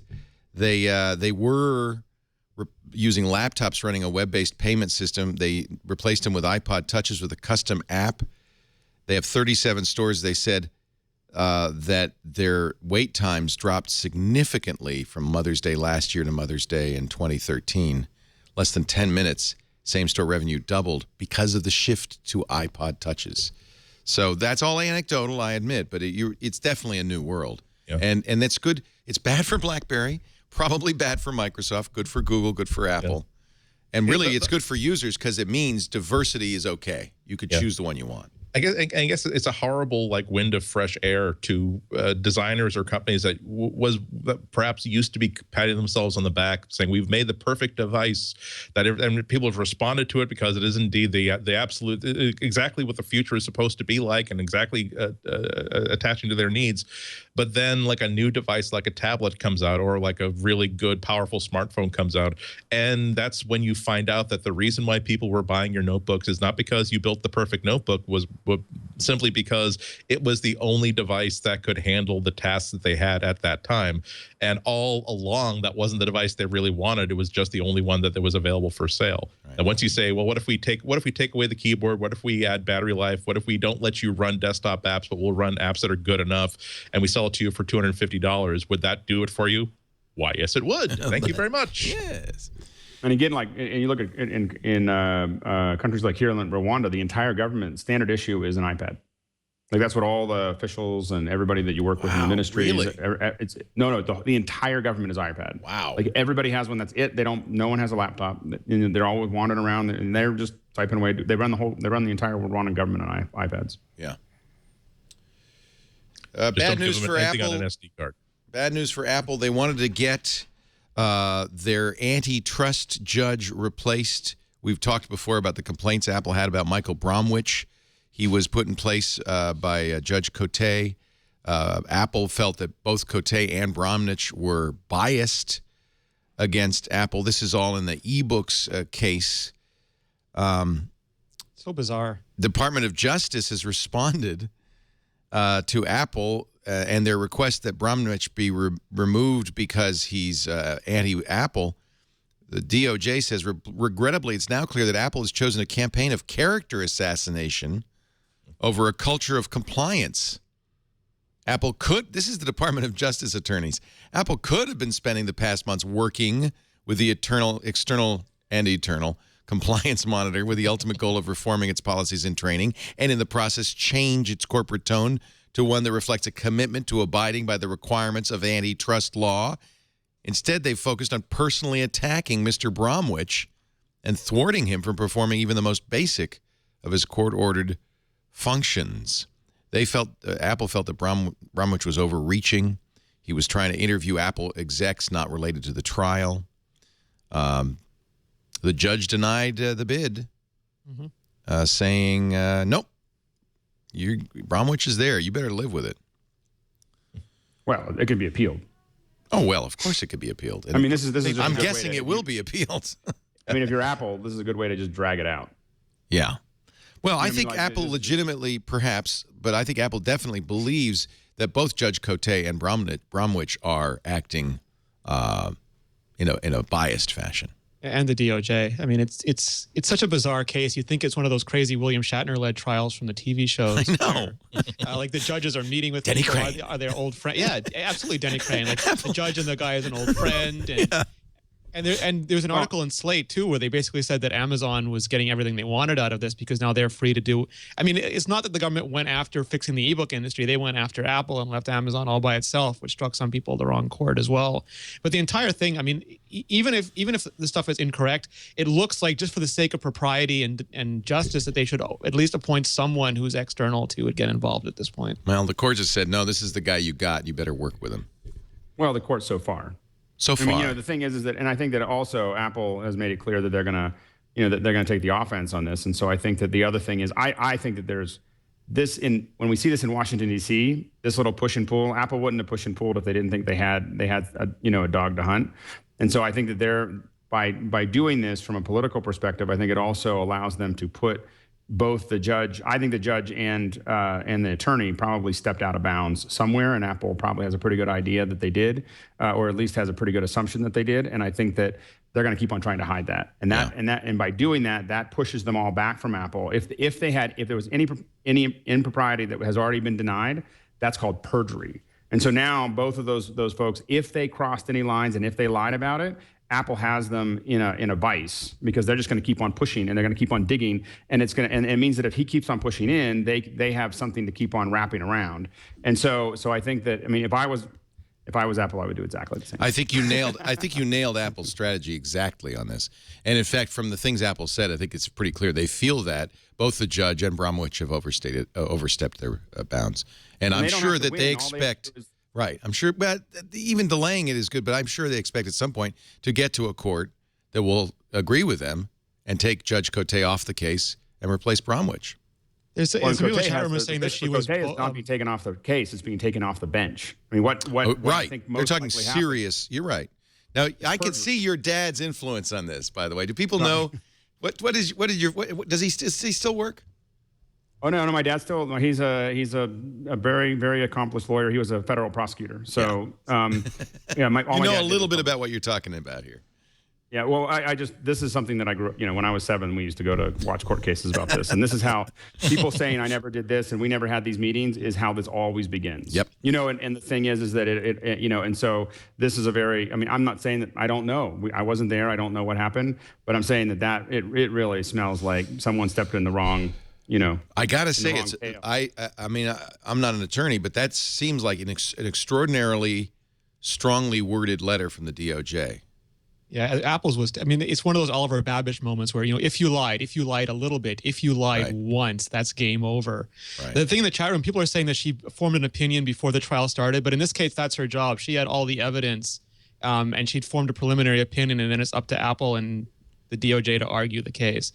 So it's not that she was biased from the outset, but I think it's the questions that Alex mentioned about her friendship with the monitor, the amount he's charging, the fact that he wasn't experienced in the job that he was hired to do, so he had to hire an outside person at his double the billing rate to do the job he was hired to do, and that he wanted to interview everybody from Johnny Ive to the janitor. Seemingly, it makes there's enough craziness going on that it makes something smell bad. It does. I feel the same way. And we've talked about this before. This is just yet another skirmish in the ongoing. And even if they didn't do anything illegal, Apple's just going to keep on making it smell until they're going to try to make him give up by just continuing to drag it out. And I'm sure that these guys can be assured that there are all kinds of private investigators and doing everything that they can legally do to figure out what's going on and everything else about them. This is definitely personal. I think for Apple, I think they're going to, they feel wronged. Hey, good news! You've been waiting for it. Aaron Sorkin has announced that he has completed the screenplay for the Steve Jobs biopic. How many Sorkinisms are in it? Do we know yet? We don't know. We don't know. I'm trying to get the script from his trash. I'm just going to go back to the Sorkinisms YouTube thing, and then I'm just going to write. So funny. I was watching it this morning again. Oh my gosh! Think I can't watch any of his stuff anymore because I just wait. Either I'm hearing it or I'm waiting for it. Took him almost 2 years to write this script. He first got the job in the spring of 2012, and here we are, almost the spring of 2014, and he's just. He decided he was. I think when he announced it is when Sorkinisms came out, and I think he decided he's going to try to write an entire script without any Sorkinisms. And it just he realized so hard. So hard. He had Newsroom. The story came from the renewal of Newsroom for season 3, which apparently was excruciating negotiation. And then the last paragraph was, oh, by the way, he's also turned in the script for The Kutcher-free Steve Jobs movie. As it will forever be known now.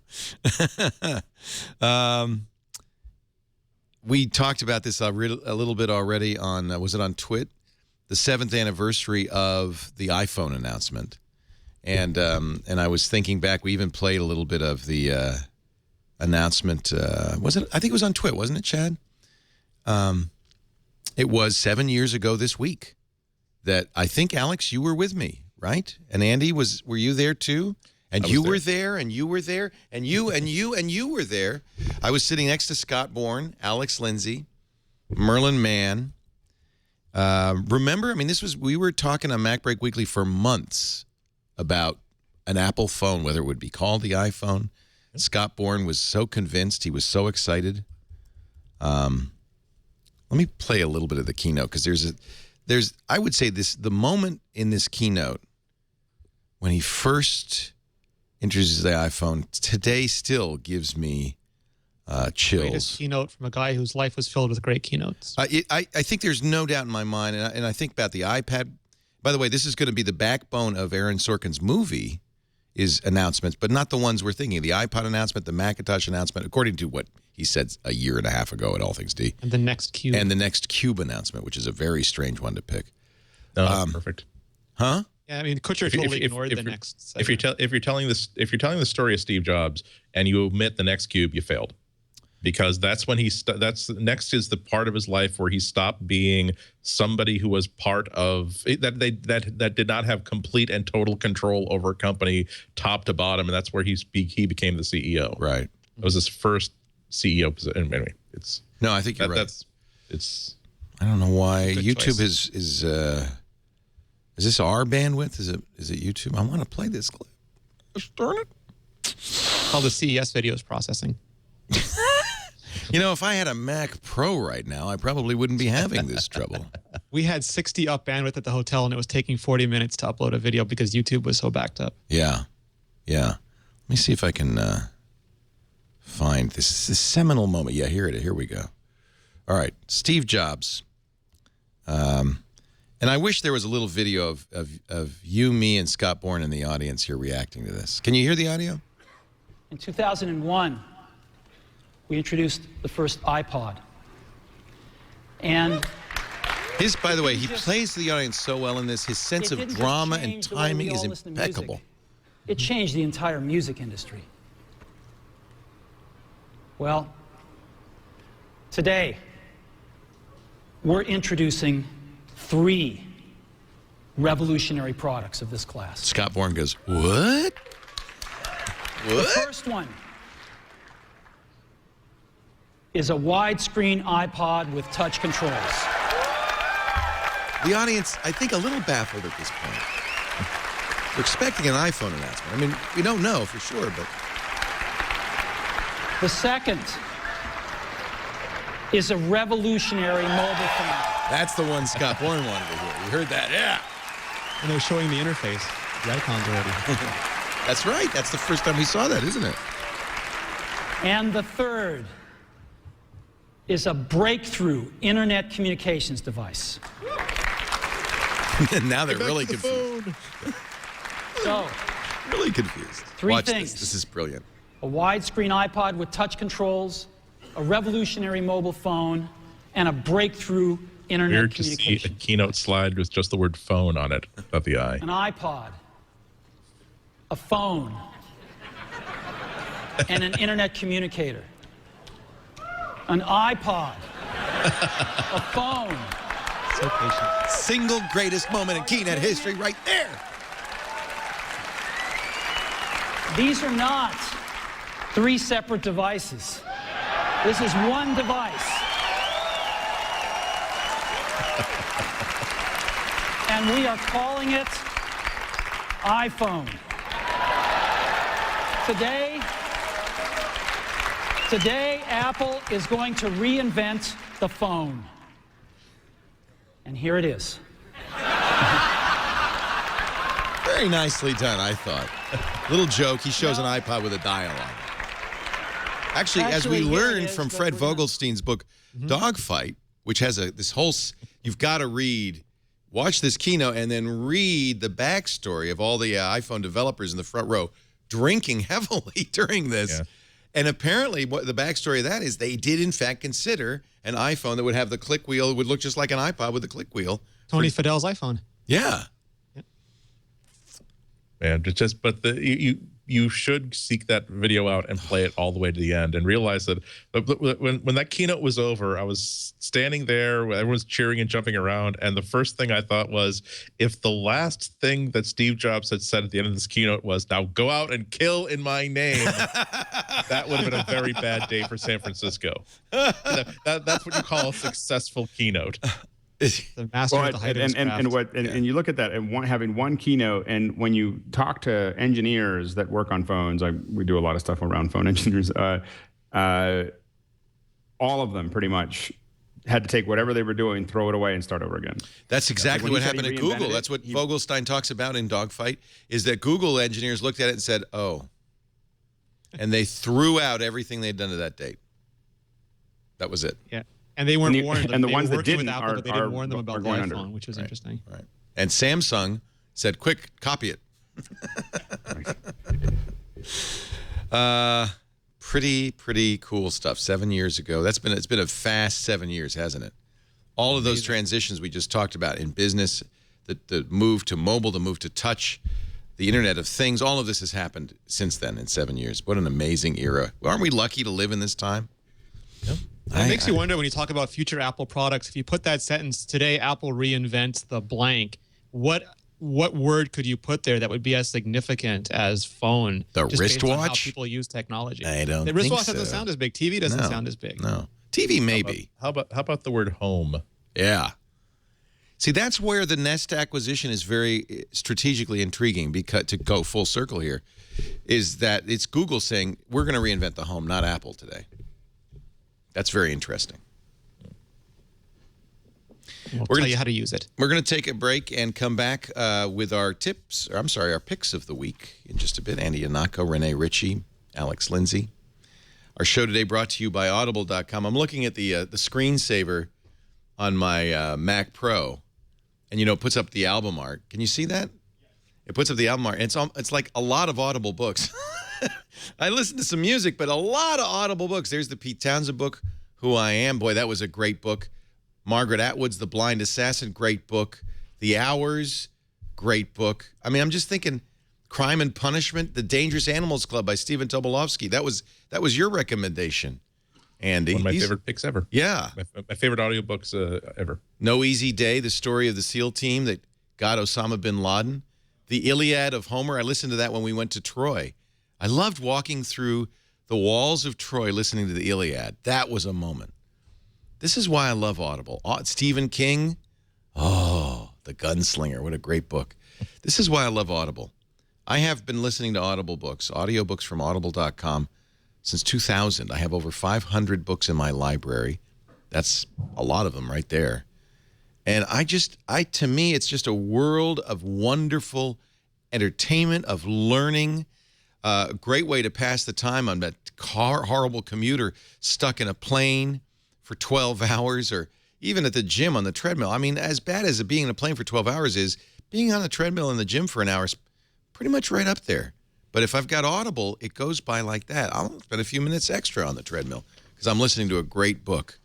I want you to try Audible.com. With more than 150,000 titles in every area. Fiction, nonfiction, history, periodicals. You're sure to find something you like.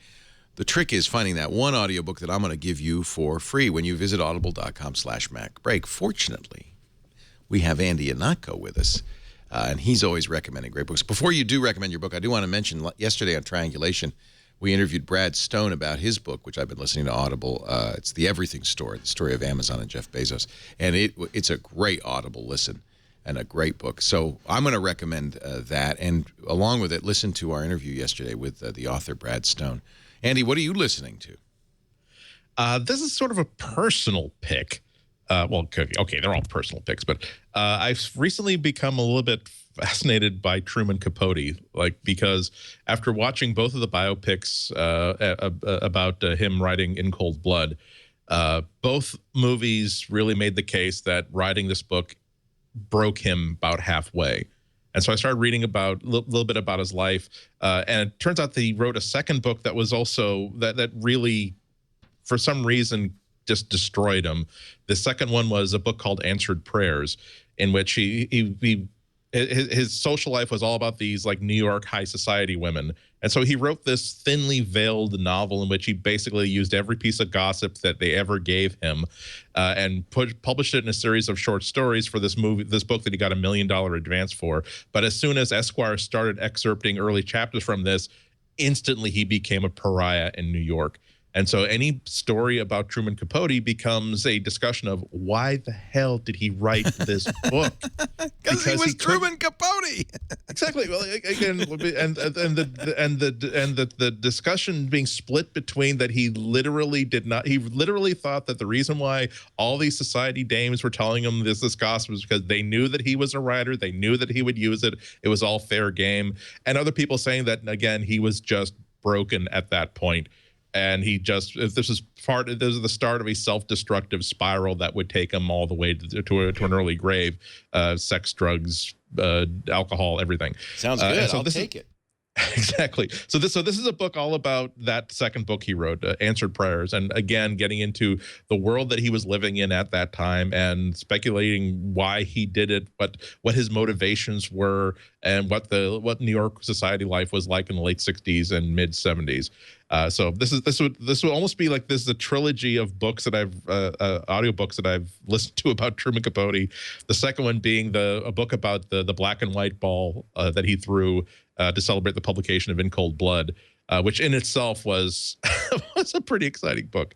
So there are books that I recommend because, like Dangerous Animals, it's just a fantastic book for everybody. 10 out of 10 out of everything. This time, I'm really interested in the story. I've got a lot of driving coming up, and so I know that this is going to be a good thing to listen to. And also, it's narrated by Alex Hyde White, which is one of my favorite narrators. I'm fascinated by Truman Capote. I totally share your interest. And, of course, In Cold Blood is an amazing piece of journalism. And Breakfast at Tiffany's, who can forget that? But I did not know this story about Answered Prayers and about self-destructing. So I can't wait to read this. And it was his unfinished book, and it's also legendary because he promised everybody he had written it. He'd shown the manuscript to people, and yet when he died, it was incomplete, and nobody could find the complete manuscript that he had referred to, that he had quoted from. Again, it's not as though he was BSing people. It was like if he would come to people's houses, like a friend, to sort of bounce ideas off them, and we would read like multiple chapters. So it's just part of the mystery of this book that, again, ruined a great writer, or excuse me, yet another weapon with which he decided to do suicide by society dame. Yeah. Fascinating. Tiny Terror, it's called. And I share your fascination with Truman Capote. It's interesting. I guess because you're not old enough, but I grew up seeing him on The Tonight Show with Johnny Carson and stuff. And he was quite a character and a celebrity. And then you see his body of work, and you go, well, he's actually a great writer. Good choice. So here's how you get this for free. Audible.com/MacBreak. You'll be signing up for the Gold plan. That's a book a month subscription. Nice thing is, first 30 days are free. You pay nothing. You'll get a book. You can keep it, cancel anytime in the first 30 days. That's it. But the book is yours forever. I don't think you're going to want to cancel. I mean, there are so many great books on Audible.com. It's an endless supply of entertainment, information, education. Audible.com/MacBreak. Try it out today. Just looking at my screensaver. God is Not Great, Christopher Hitchens, another great book. Stephen King.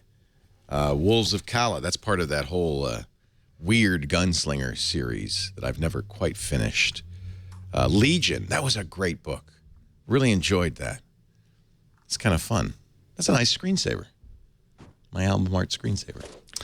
Let us get our... Show how educated you are, Leo. I am an educated man. I've read many books, listened to Def Jam and Johnny Cash together, and, that just kind of does it all for me. I don't need to tell you what my pick of the week is. It's my baby. Hey, man, secret weapon. Precious. Duct tape. It's my baby. I will do a full review of it on Before You Buy later this afternoon. Suffice to say, while I was skeptical, Apple really did knock it out of the park. It's a beautiful thing. And you know, the gaffer's tape's good, too. Alex Lindsay in Kigali, Rwanda, with the best connection of anybody. What's your pick of the week?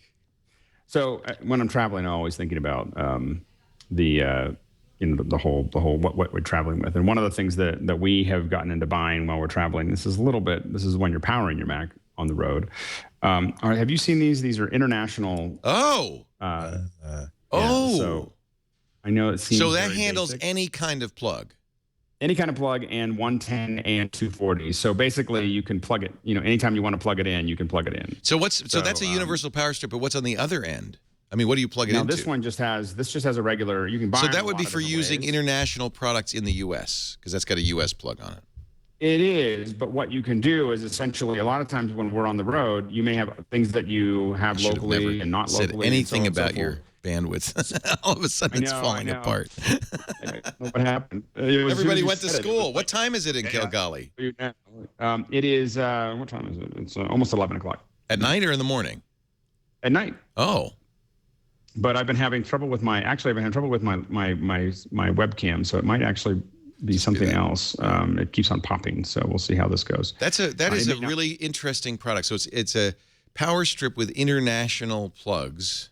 Yeah, and so what we do is you can of course buy any kind of little adapter for $10 that'll convert to anything you're going to plug into. So what I do is I get those, and then I get this, and that means that basically I can plug anything into here. So when I'm there, if someone else has a charger that they want to use, or if we're with a crew, and we can just plug anything in. And by the way, there's hotel rooms with these in the walls, and that is the way to go. I mean, I don't understand how any hotel room doesn't just put this plug into the walls, because it just makes it, everybody visiting can make it work.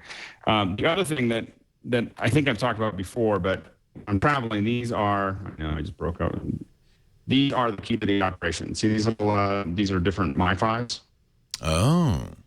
So this is just the one I use in the U.S. This is the Verizon, LTE one that I use, and then this one is the one that you can get. It doesn't matter which one you get. I mean, it depends on what country. Now, when I go into countries, I buy one from almost every country, because if I think I'm going to come back, I'm sure that I could try to figure out SIMs and everything else, but what I do is I buy one so that I always have this. The last time I didn't have one in Rwanda, and the bill was, it was bad. It was really bad. And $2,200 or something like that in phone calls. So what you do is, of course, you use this, and then you use FaceTime audio. I meet everyone on GoToMeeting. I can do a lot of things, do FaceTime, all those other things. And so by having one of these, you don't worry as much about your minutes. You just make sure that you kind of change a little bit of your lifestyle. You make all those phone calls without spending a penny on it. And of course, all your iMessages go through to all your iPhone friends. So these are just key. And the most important part of this is that if anyone asks you, you can put these in your back pocket, and you always, whenever necessary, can just say, I've got bandwidth coming out my ass. Would you like to?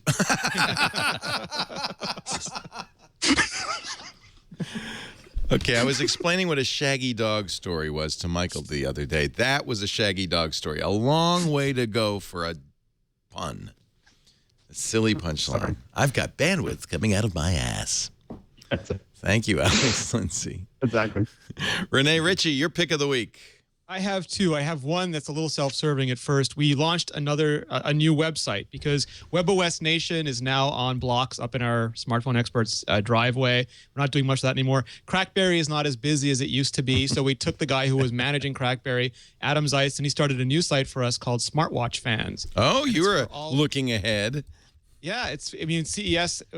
They had a whole, wrist power pavilion. They had the Pebble Steel announcement. They had more smartwatches than I could keep track of. And I was lucky I didn't have to, because Adam was doing it all on Smartwatch Fans.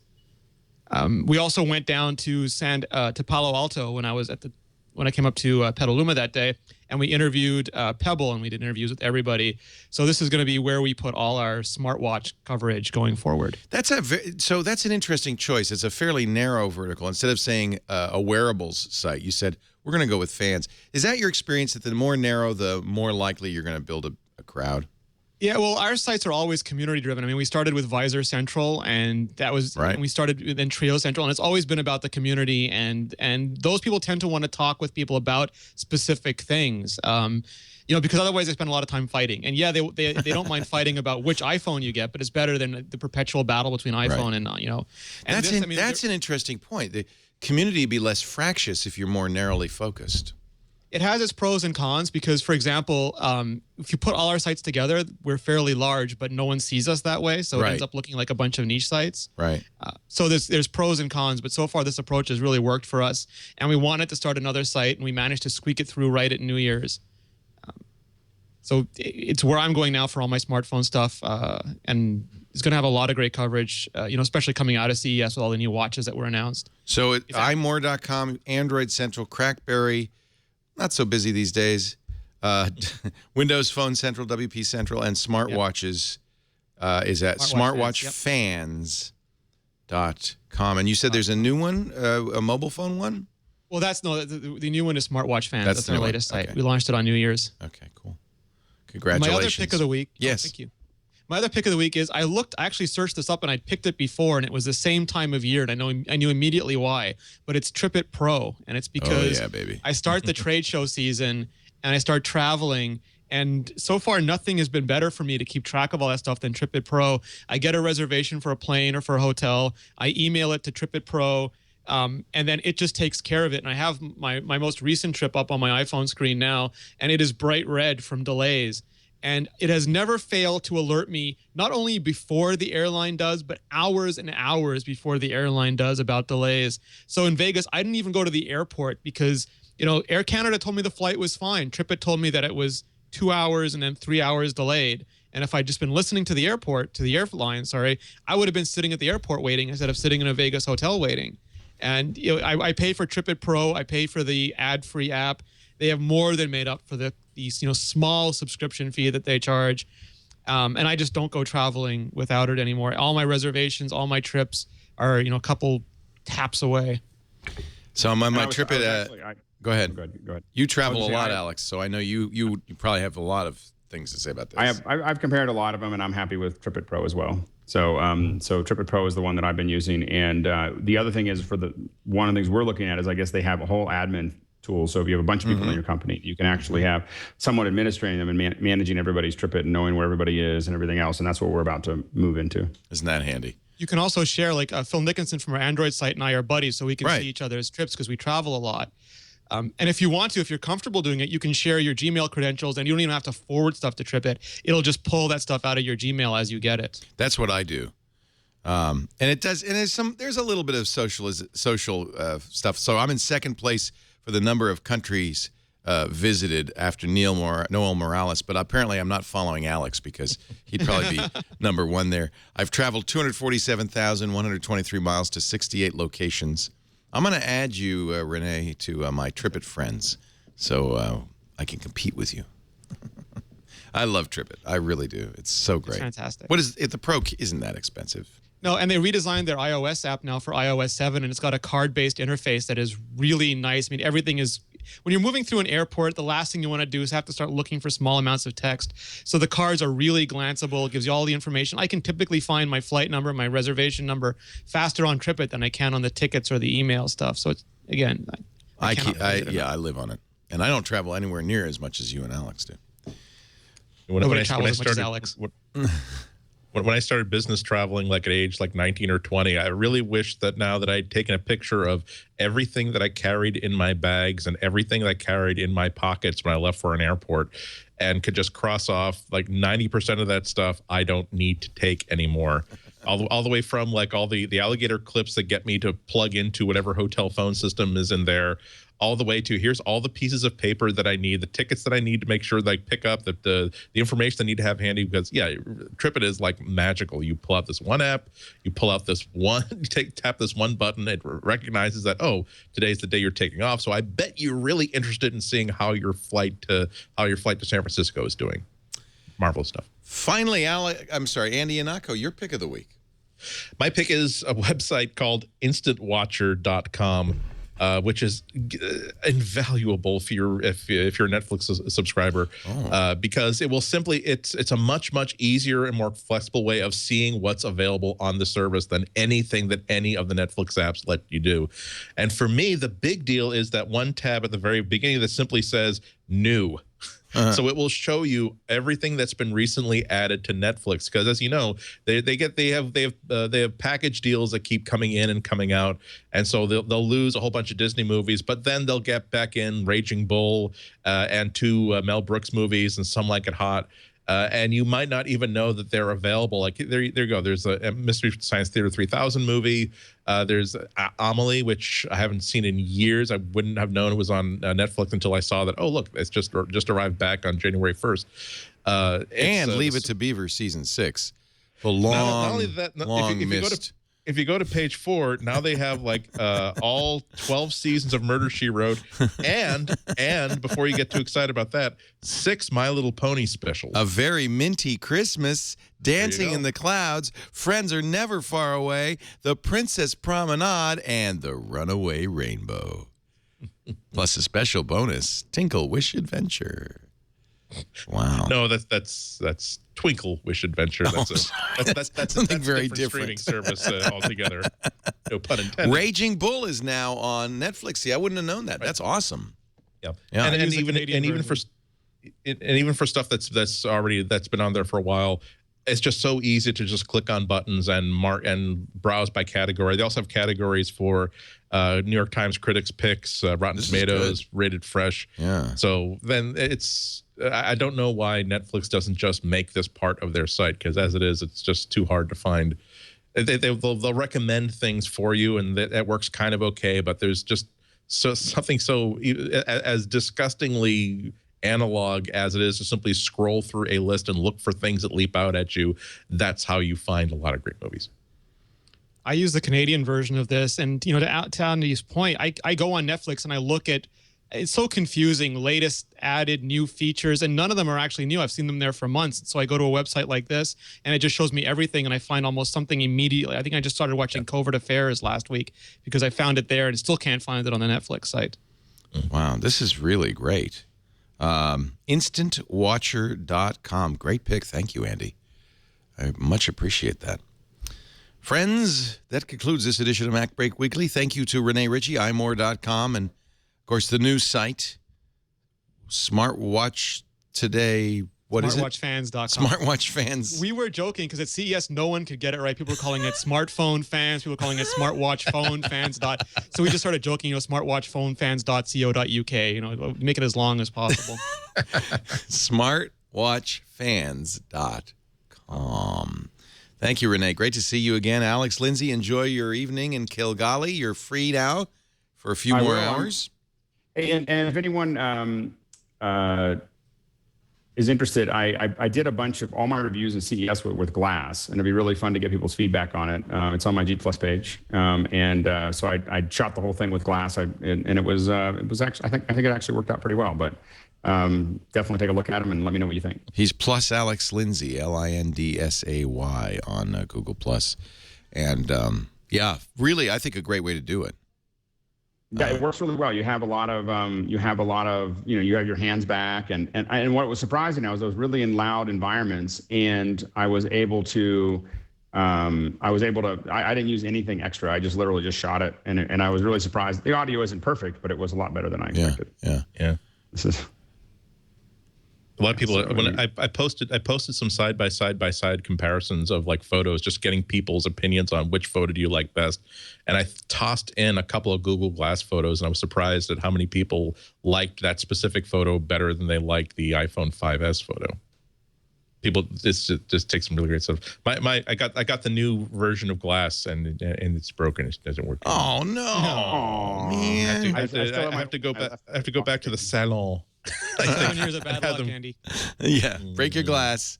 Stupid. Break your mother's back. Andy Anatko, Chicago Sun-Times, Celestial Waste of Bandwidth, and of course Anatko's Almanac at 5x5.tv. Thank you, Andy, for being here. Thank you. Thanks to everybody for watching the show. 11 a.m. Pacific, 2 p.m. Eastern Time, 1900 UTC Tuesdays for MacBreak Weekly. If you want to watch live, we love it if you do. If you can't, though, don't worry about it. On-demand audio and video available after the fact, always at twit.tv/MBW or on iTunes or wherever else you get your netcasts. Thanks for being here. Now get back to work, because you know what? Break time's over.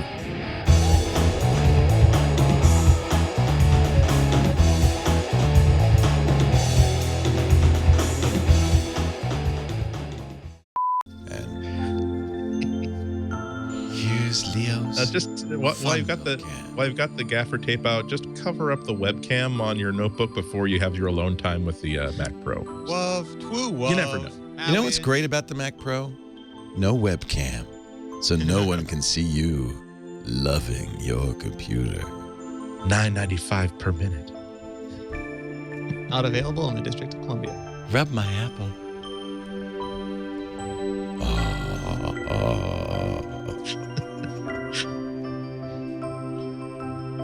Oh, man. Somewhere there's an Apple engineer feeling really uncomfortable.